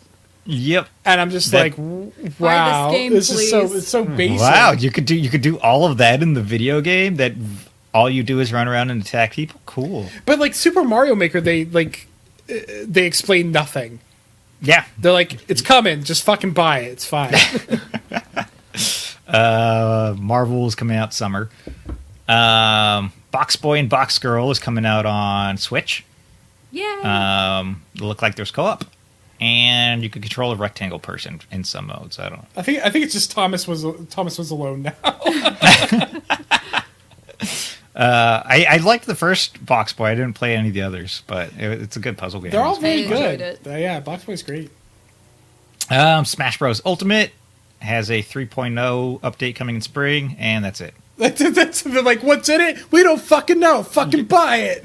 Yeah, it's just like a bunch of people. Yeah, it's just a bunch of characters fighting. Spring update. Woo. Okay. Wait, is it a purchase or it's just an update? No, it's just an update to the buy game. the game. You buy okay, the game, yeah. Sorry, I misunderstood. And they mentioned Joker's coming, but is he part of the 3.0 update? I don't know. I don't know. Who cares? Captain Toad Treasure Tracker got an update for co-op for the game, which was out when they announced it. And like of all the games Nintendo has, Captain Toad Treasure Tracker is getting some DLC for some reason. You get 18 new challenges and 5 new courses. And if you buy it now, you get one of the new courses right away. I think this is actually a pretty smart game to extend, really. It has universal appeal, and wasn't very expensive for them to develop those levels. Mm-hmm. It feels like one of the smaller games, though, that like people not like probably didn't sell gangbusters or anything, you know? Yeah, it's on 3 platforms now. I don't know. It's a very good game, though. If you have not played it, you should play it on Switch. It's great. Actually, now I'm curious because now that you said it's on 3 platforms now, I forgot about the 3DS release. Is the 3DS getting this stuff as well? It is not. What? All right, so that's all out March 14th. They showed Bloodstain, which I thought was looking super cool. Dragon Quest Builders, whatever. Dragon Quest 11. I like Dragon Quest Builders. Yeah, no, it's fine, but like it's not really a lot of new info for it. True. It's I mean, it's a Look at multiplayer. them It's coming out July. As long as it has multiple, like the first game, you only have one town that you could build. There's just this tiny little area in this massive game where you could build anywhere, but the only place it counted as your town was this tiny little gated off area. And I hope that my only hope for the second game is that there are multiple towns, or you can expand the area or something. There's something bigger to where The second game has online, right? I remember reading that for the other I'm pretty versions. sure. I don't remember. Dragon Quest 11S, which is the Switch version of Dragon Quest 11, and for some reason it has a lot more stuff than the other releases. It's got the orchestral soundtrack that Japan had, but the Western countries did not. It has a dual language audio option, so you could play with English or Japanese voices. It has new story content, and it has the 2D mode that the 3DS version had in Japan. You want to know why it's got all this shit? I guarantee you it's because Nintendo's publishing it. And they said, look, if you want Daddy Nintendo to publish your game, Square, put fucking everything on that cartridge, and then we'll put it out. I have this game for PS4, and I'm not going to lie, I want this version just for the 2D version of the game that's in there. I held out. I held out for this. I mean, I have the 3DS version because this is me. I have every 3DS version of everything, but I held out for this version to play like, the big boy console one, and I'm glad I did.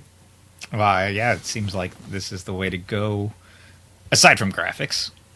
They looked okay. I mean, no, it looked good. It looked good, but it did look not as good as PS4. Yeah.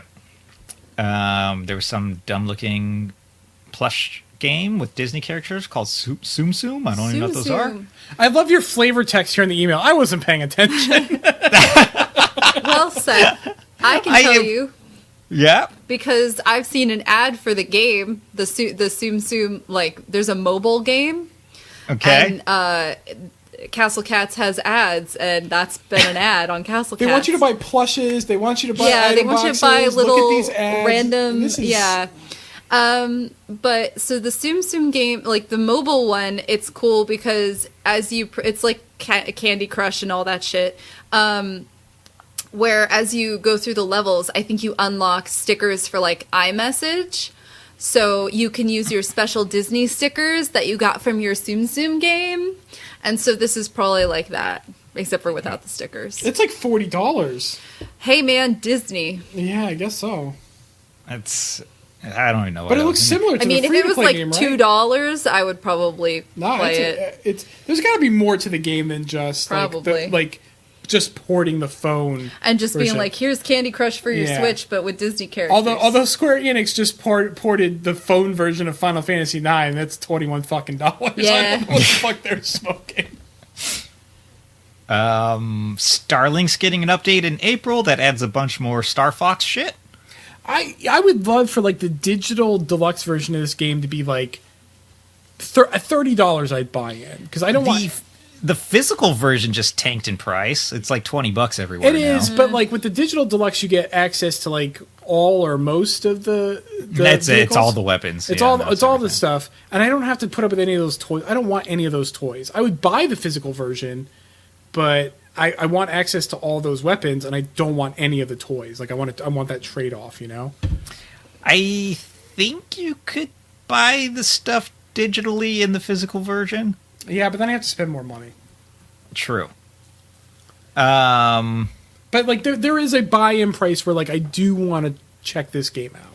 It's so mediocre. Like it's so fine. It's like everything's there, and then once everything is just copy pasted, literally like 100 times, it's just like, oh fuck. Yeah, I know. That's we had that discussion. And that's exactly what it looked like. Like I could tell that just by looking at the game. But which is why like I don't want to A, spend a lot of money, or B, have a bunch of plastic reminders of its mediocrity hanging around on my shelves. So the update stuff looked fun though. it does. It looks like it would be So I got to find that right combination of content and price for me to buy in because I do want to check it out. Rune Factory 4 Special is coming to Switch. And they announced Rune Factory 5. It was so funny. We're watching, Megan and I are watching the trailer. I'm like, why does this look like shit? And it's like Rune Factory 5. I'm like, oh, it's a 3DS game. That's why. Yep. It's surprising they didn't like port, if they were doing any of them, why they didn't port like the Wii one, the Rune Factory Frontier. I think that was actually on PS3 as well.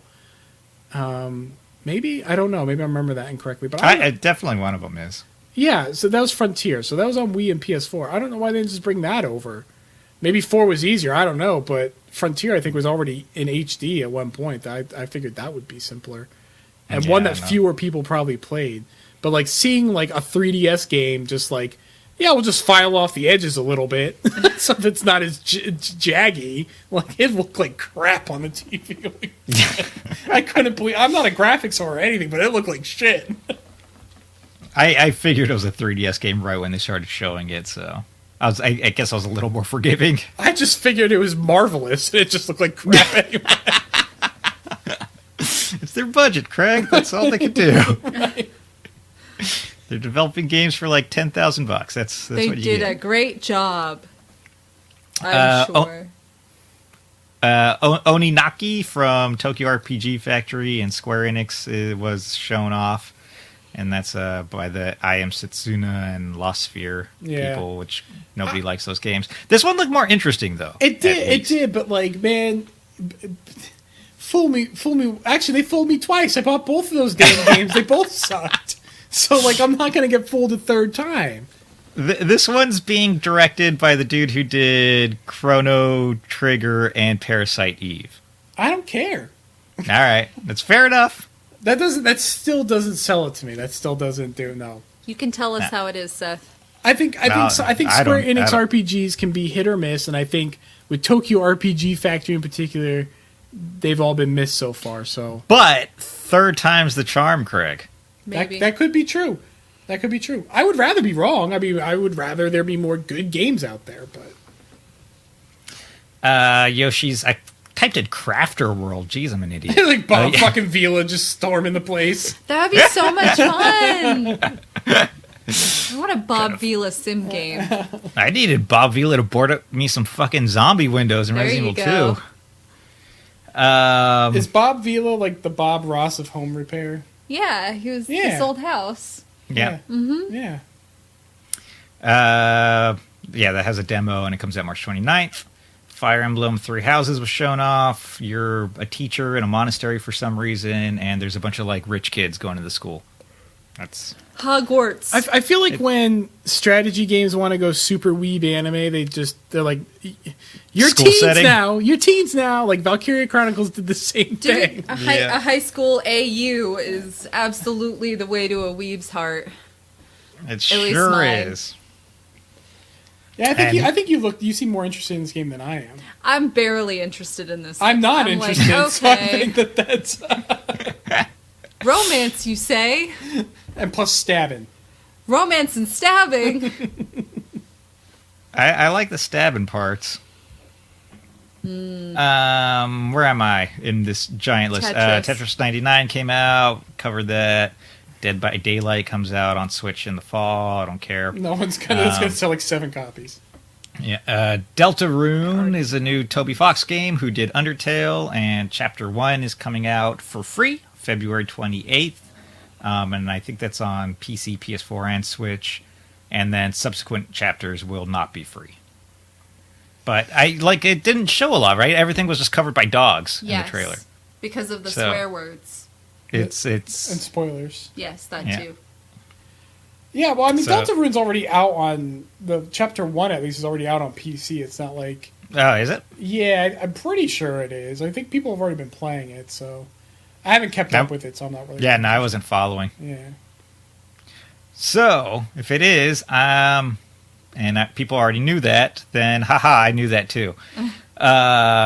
Demon Ex Machina demo, whatever. Grid Autosport looks like crap. Hellblade, Senua's Sacrifice. Which is interesting because it's a Ninja Theory game and they're owned by Microsoft now, but they're self-publishing this game on Switch.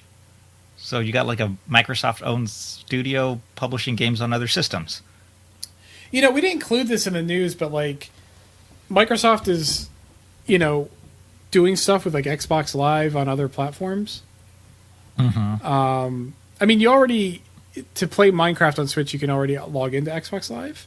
So like that's sort of already happening, and there's a lot of like speculation about what that means about Live being on other platforms. But I mean, just sort of like a tangent, I almost feel like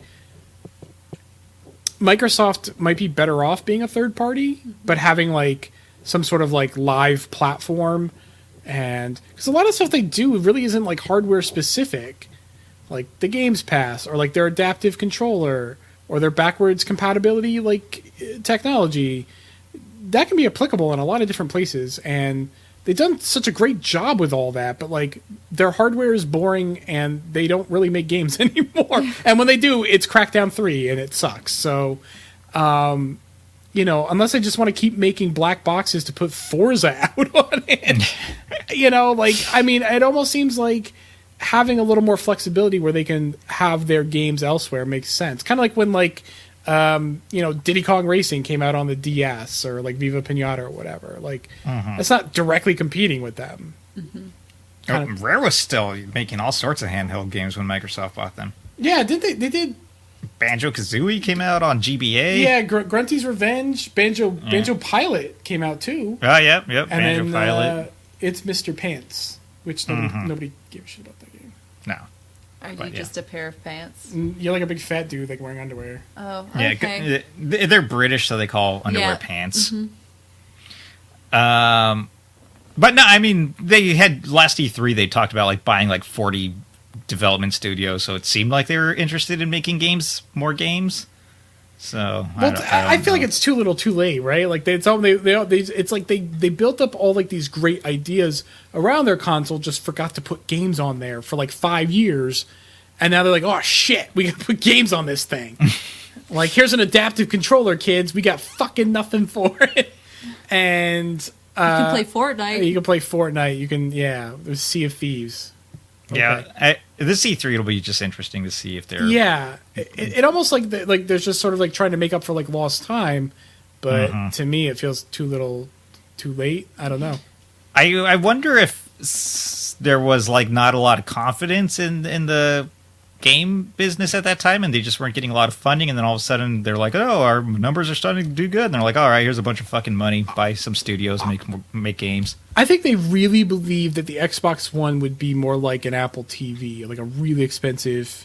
Oh yeah, they Apple definitely TV. thought that at first, and that did not pan out in the slightest. And I mean, there's some. I don't know. Like, I can understand why they got there. Like, I've talked about this before on the podcast, but like the 360 was like the pillar of my like living room for a long time. I can see why they would believe that there would be some growth to that in their next console, but where are you going to go to that? Like, is it going to make me a fucking sandwich? Like, it's just, does it play Netflix? Fine, fuck off. It does. What else are you going to do with this thing?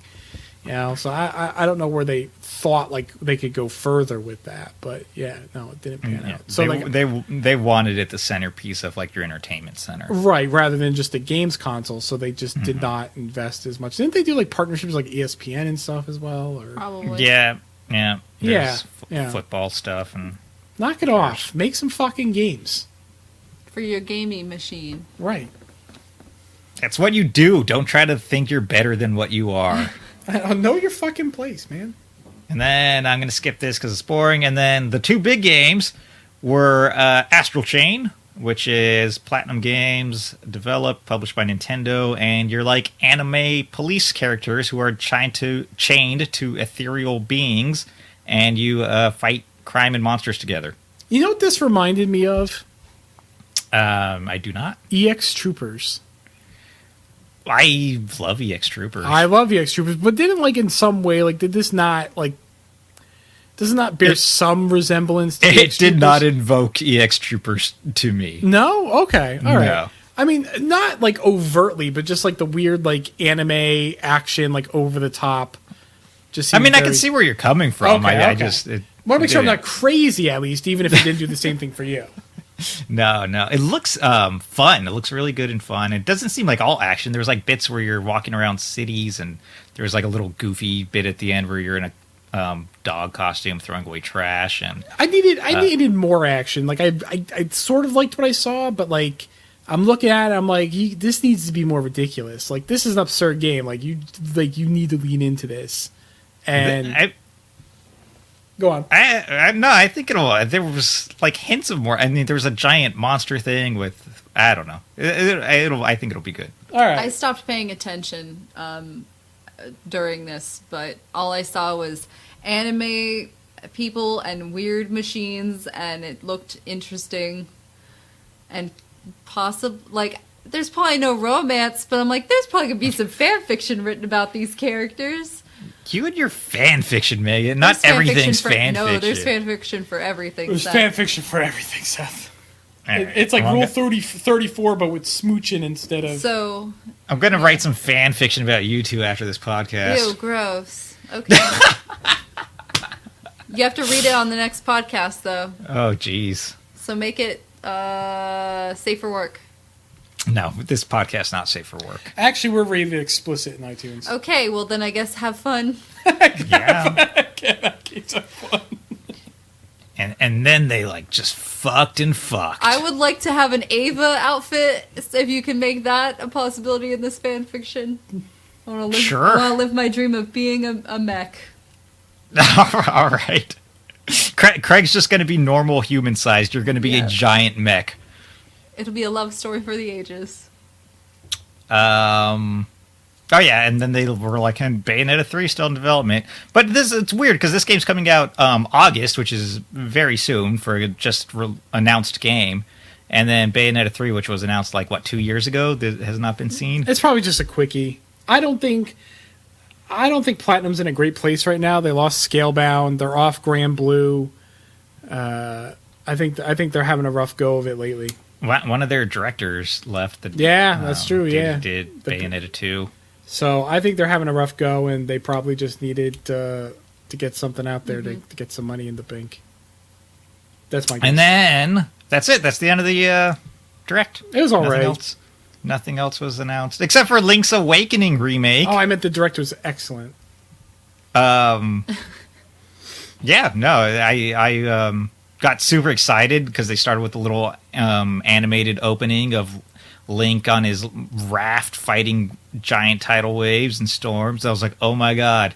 And then, I'm not going to lie, I was a little disappointed when it cut to the gameplay, and it was very different art style than the animation. Oh, really? See, I thought they were going to show gameplay because they had that animation, and then they cut to like that title screen, and it was just like static art, and I'm like, oh, it's just going to be a fucking logo. But then they started showing stuff. I liked it. I don't like the tilt shift camera focus. I don't like that blurred effect around the edges. That's the only thing I don't like about it. But although I think the art style is phenomenal. It looks really cute. I love it. It's definitely cute. I was just disappointed after the style, because the style of the animation was completely different. That was more like that early '90s anime Zelda look. But no, it looks very cute, and Link's Awakening is one of my top 2 Zelda games, so I'm very excited for this. That game's so weird. I love it. I can't wait. It's very weird. I've never played it, but I'm very excited. Yeah. It's very good. Craig was actually clasping his hands to his face. Oh, God, you don't have and to he, I don't want to say it was like a squee, but he made like an involuntary noise of excitement and joy, and it was wonderful to see him so excited about this game that I watched him, and then we rewatched the Link's Awakening part of the direct because I had been watching him. So it's going to be a good time. We're going to have fun. I didn't do any of that. Definitely not. It was wonderful. I knew what it was right away. As soon as I saw the boat, I was like, that's what that guy did clasp. I knew what it was right away, yeah. There might have been some hand flapping of being very excited. Link's Awakening is a very meaningful game to me. Yeah. I'm not making fun of you. I'm just saying. I know really you're not. Precious, I know you're not. I'm and defending myself to our listeners who are probably. I'm sure they think it's great too. Yeah, they might. Having a genuine, wonderful reaction to something Craig, good. You were cute. Just accept it. God. I had an emotional reaction to something. It's a 2019 release, so that'll be out this year. I can't wait. It's gonna be great. It's gonna be a great, that for me, that's like a big fall game. Like that would feel like that's a release worth looking forward to. Mm-hmm. And now Activision Blizzard laid off around 800 people. Right after they gave. Yeah, their right CFO after $15 million. Yeah, they hired a CFO in January. They paid him $15 million as a signing bonus. I think like 11 point something that was in stocks, and the other 3 point something was in cash. He also makes like 900,000 salary with a bonus of 1 point something million. So the dude is. He's doing okay. He probably just got more money than all those people cost for a year that they fired. Mm-hmm. Which, maybe that's where all that money went. Oh, we can't afford these people. They were fired like during an investor meeting where Bobby Kotick was telling investors that they had just had a record 2018 year, so the company's doing good. But for some reason, these 800 employees all had to go, and this was affecting all different divisions. Activision, Blizzard, King, and some of the studios like High Moon Studios. Capitalism is straight fuck, dude. It just seems like insane. And I was looking up like how much money Bobby Kotick makes a year, and he's like in like the 30 millions or something. He's like one of the top year. Yeah, he's like one of the top paid CEOs in the world. Good God. So, but he needs to hold on to his 5 houses and whatever the hell else he has. So, Yeah, no. Good luck to all those hundreds, nearly 1,000 employees who were let go. But I heard that the AFL-CIO is like reaching out to like game studios to like unionize. And that's the only clearly thing need to. They need to. That's Yes. the only way that they'll get leverage. It won't solve any of these problems, but labor unionizing, in opposition to capitalists is the only way that you are going to have a chance. Mm-hmm. That's it. And this would help with crunch too, right? It could. Yeah. I mean, you could build contracts that don't, stipulate certain things about crunch. Like you safe could. working conditions where you're not working 70 hours straight or whatever fucking nonsense. Yeah. Yeah. Mm-hmm. And that's it for news. Ugh. We're ending on a high note. I know. Yay. So Link's Awakening. Link's Awakening. Link's Awakening and 800 people without jobs. Oh my god. Well, hopefully they all find something. I hope they find something. Yeah. That's Good luck, everyone. Mailbag? Let's do mailbag. Oh, right, yes. All right. Let me open up this mailbag. Andrew says, not sold on Link's Awakening art style. I love the original game, but it reminds me so much of those bad 60s Christmas specials. I could see that. Like, Link's got those little dead eyes like the elves. And the bad 3D they use on those third-rate Cartoon Network shows that I'm having a hard time getting into it. I'll still buy it and love it, but I won't be happy about it. I don't know about that last part. But... No, I don't. I think it's supposed to look like a little toy set, right? Yeah, it it's looks like like toys are like high quality. I don't think it looks as bad. I mean, I see where he's coming from with like the 60s Christmas specials, but it doesn't look that bad. It looks... Yeah, I don't think it looks like bad CG. It's definitely... I think people... I feel like this is a little bit like a Wind Waker situation, where I think once people are playing it and time has passed, they'll realize that it's it's probably just a shock to the system. Like, the only thing I don't like is that weird focus effect it has. Right. But other than that, I'm totally in for the style. I like it a lot. I can understand it. It's unique enough to where like it's not going to be for everyone. Right. Yeah. But no, I think people, if they give it a chance and see it on their TVs, they'll like it more. Or in their hands. Right. Some of you weird people play your Switches in your hands. Jesus. Yeah. Francisco says, where do you see gaming in the next 10 to 20 years? A lot more free to play and a lot less physical media. Mm-hmm. That's that latter one definitely for sure. It's hard to tell because these days there's just a lot of trend chasing.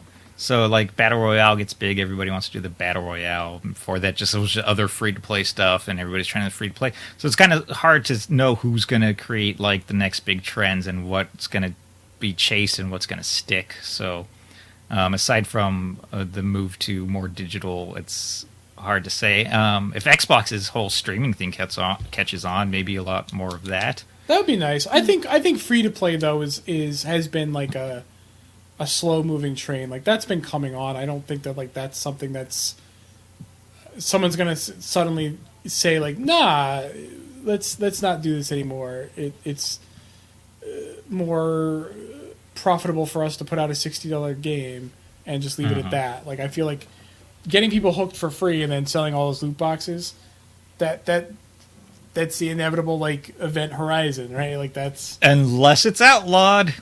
That's true. Boo. So That's hopefully, but I mean, just like I said, like free to play games have come a long way. I mean, they were just like shitty puzzlers on your phone, and now Apex Legends is a content complete multiplayer shooter by like a premier developer and a major publisher.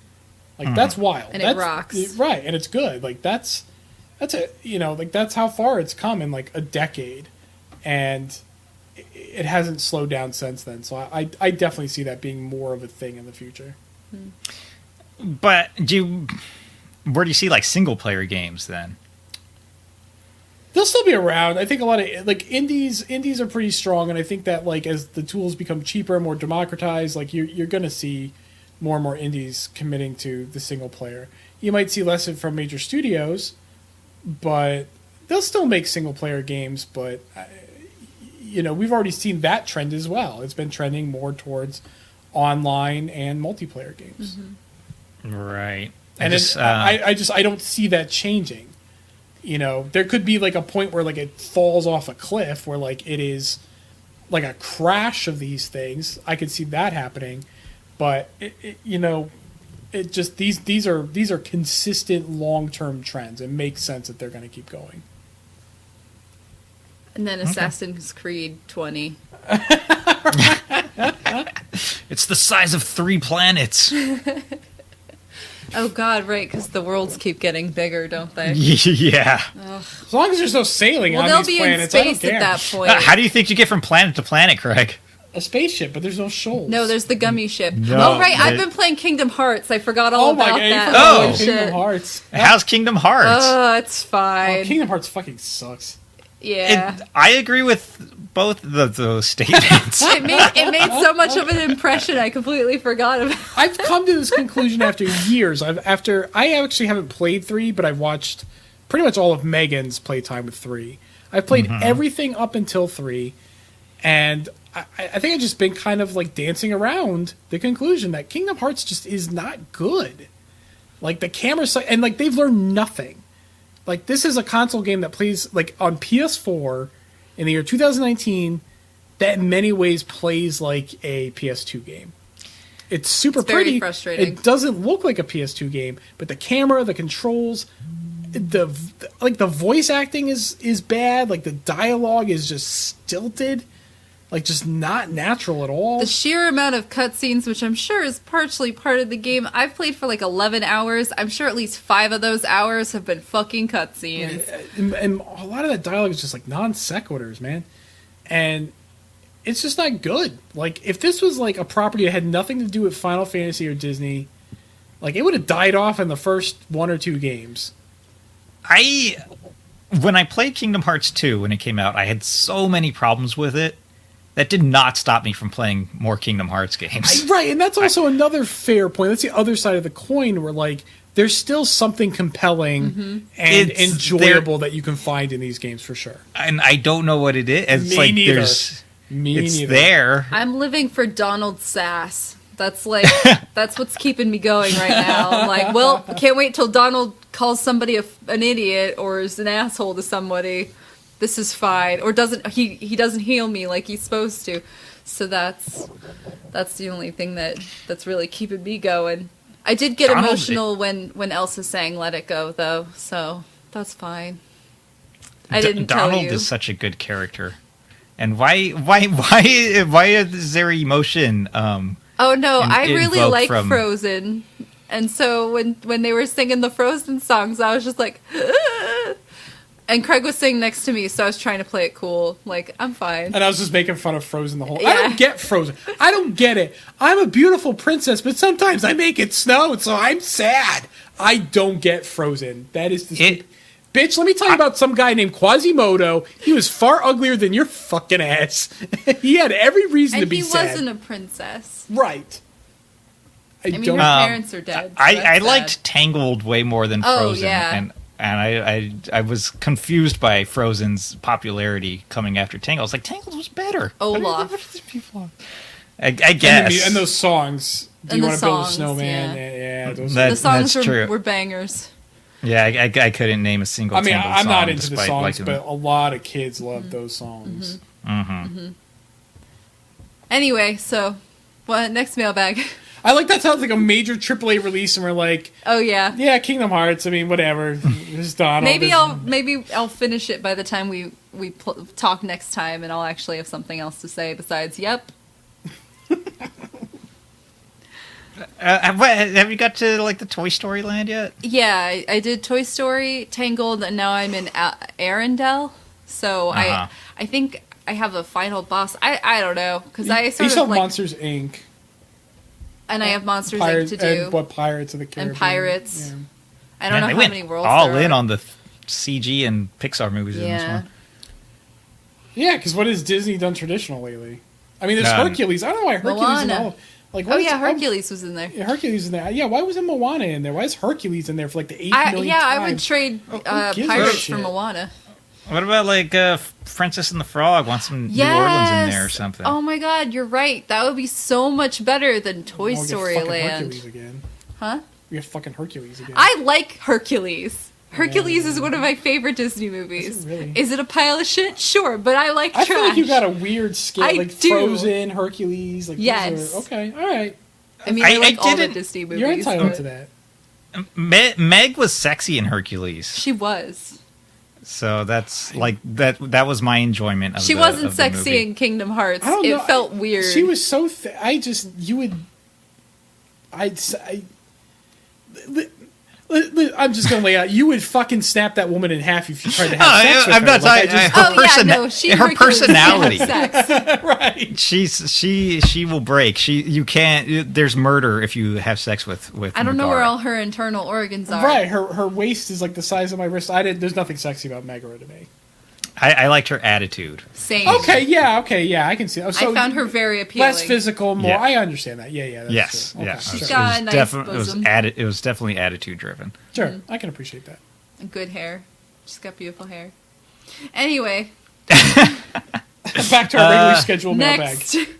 Olavi says, "Hey guys, PS Now just came out in Finland. Tried it and was kind of let down by it. 600 games to play sounds nice, but with it came slow UI with minimal functions like search options. Have you tried Xbox streaming thing? I do not own one right now, but I could get one cheap with. I don't know why there's a with there. I could get one cheap, and original Xbox was my first self-bought console, and it has really cool games to visit with this streaming pass. I have not done any of the console streaming. The only streaming I've done is with OnLive because they gave me a micro console to review and credit to buy a game, and so you're talking about like 10 years ago I did streaming. It actually worked. It worked pretty well. I was very surprised, but I haven't really tried anything since then. I haven't tried PlayStation Now or the Xbox streaming. What? How does it work? So the way it works is just like Netflix, where like the game is not running on your local computer. Oh, okay. It's running on a server and then streaming the video. That sounds like it'd be slow. Well, it would be if you had shitty internet. Yeah. Okay. Yeah. I know that the PS Now allows you to download some of the games for some of the PS4 games directly on your console now, so you don't have to deal with the. Yeah, just DRM that lagging shit. and Like whatever. we're not there yet. We're just not there yet for streaming. A lot of countries and places have data caps. The U.S. just lags behind in internet speeds, consistently for people across the board. We're just not there yet. But I mean, I guess the Xbox one's not streaming; it's just Game Pass. You could just download the games. I thought they did have a streaming component. Did they not? I think that's something that they're working on in the future. Oh, didn't they? Did they buy companies like PlayStation? I think Sony bought people. Yeah, I have no idea. Yeah, I think they bought. Yeah, Cool Gaikai or concept. something like that. It was called. Anyway, Sega Channel was really good. I liked it. That wasn't streaming though. That downloaded though. No, you downloaded the game, Yeah. and since the games were like kilobytes, they just Like I went said, right it worked on okay, and like if you have the consistent connection to do that, and you're not attached to owning your game, it's a way that you can like play games that are outsized for whatever hardware you have. You can play it at settings that your PC couldn't do. Your PC just needs a good connection and like a screen and a keyboard and mouse, and like that's all you really need. So So this isn't like. oh on a well, this console? in this particular case are consoles. So Oh, they're okay. I guess I'm just in general the concept. I guess. God, we answered this question so well. We're so good. No, we We know sort of nothing. answered it. I shouldn't not have even read this. We sucked at this. No, I think it's an interesting technology. There's a lot of resistance to it, I think, but I think for good reason. It's just we're not there yet. I don't know about Finland. I think Ollie's from. I think this is Ollie, and he's from Finland. And I don't know what their internet is like, but here it's just, it's a crapshoot. It's interesting when they do it with like Switch games. Resident Evil 7 in Japan, you could play streaming. Assassin's Creed Origins, you can as well, and Phantasy Star 2. Is that one streamed? That's a good question. I don't know if it's called Phantasy Star 2 Cloud, so I don't know if it's streaming or Cloud's in it. what the Cloud's fucking Megan. My name is Cloud. Yeah, I think it's very interesting that they're doing that with Switch. I mean, 3DS had a whole MMO that's streamed to it. Yeah, the Final Fantasy Dragon Quest X. Yeah. Yeah.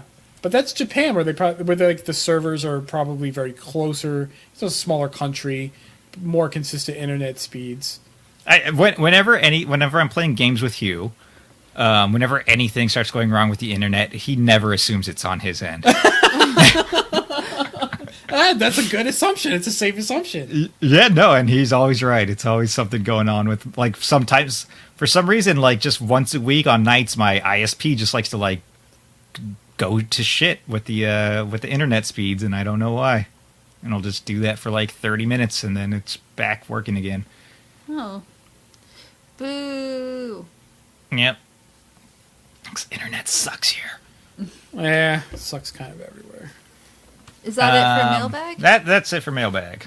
All right. Do we have Thanks, anything we'd like to add? Yeah, thank you. Wow, Megan's like already in her pajamas. She's in bed tucking in. No, I was thanking everyone for mailbag. For mailbag. I was the one getting ready to sign off. Craig was getting ready to sign off. I was thanking everyone for contributing. My mouth is so dry. I don't have a beverage. You want that's not enough water for this Sahara that's going on in my mouth right now. That's, so do we have anything we'd like to add to this episode? I don't think so. No. No, that's good. That's good. Thank you so much. So I want to thank everyone for listening. Megan already did this. Megan thanked them for the mailbag. Okay. I'll thank them for listening. Okay. For sticking through it all. You can find the podcast at our home on SoundCloud, soundcloud.com/Ludowave Radio. You can also find us on Apple Podcasts, Google Play, Stitcher, wherever you find your podcasts. And please rate us if you can. My brother listens to us in Stitcher, and he says there's no way to rate in Stitcher, so go to iTunes. Go to iTunes, go to Apple Podcasts if you do. Just please rate us, review us. We really appreciate that. You can find us also on Twitter and Facebook at Ludowave Radio on both, and that's where the mailbag goes up on Twitter. Keep an eye out for that. Our theme song is composed exclusively for us by Morning Moon and Mercury. You can find more of his stuff at morningmoonandmercury.bandcamp.com. You can find me, Craig. I'm on Twitter, Instagram, and even lately on YouTube at TV and Lust on all those platforms. Seth, where can people find you? I am only on Twitter, and I am at Seth Gastelum. Megan?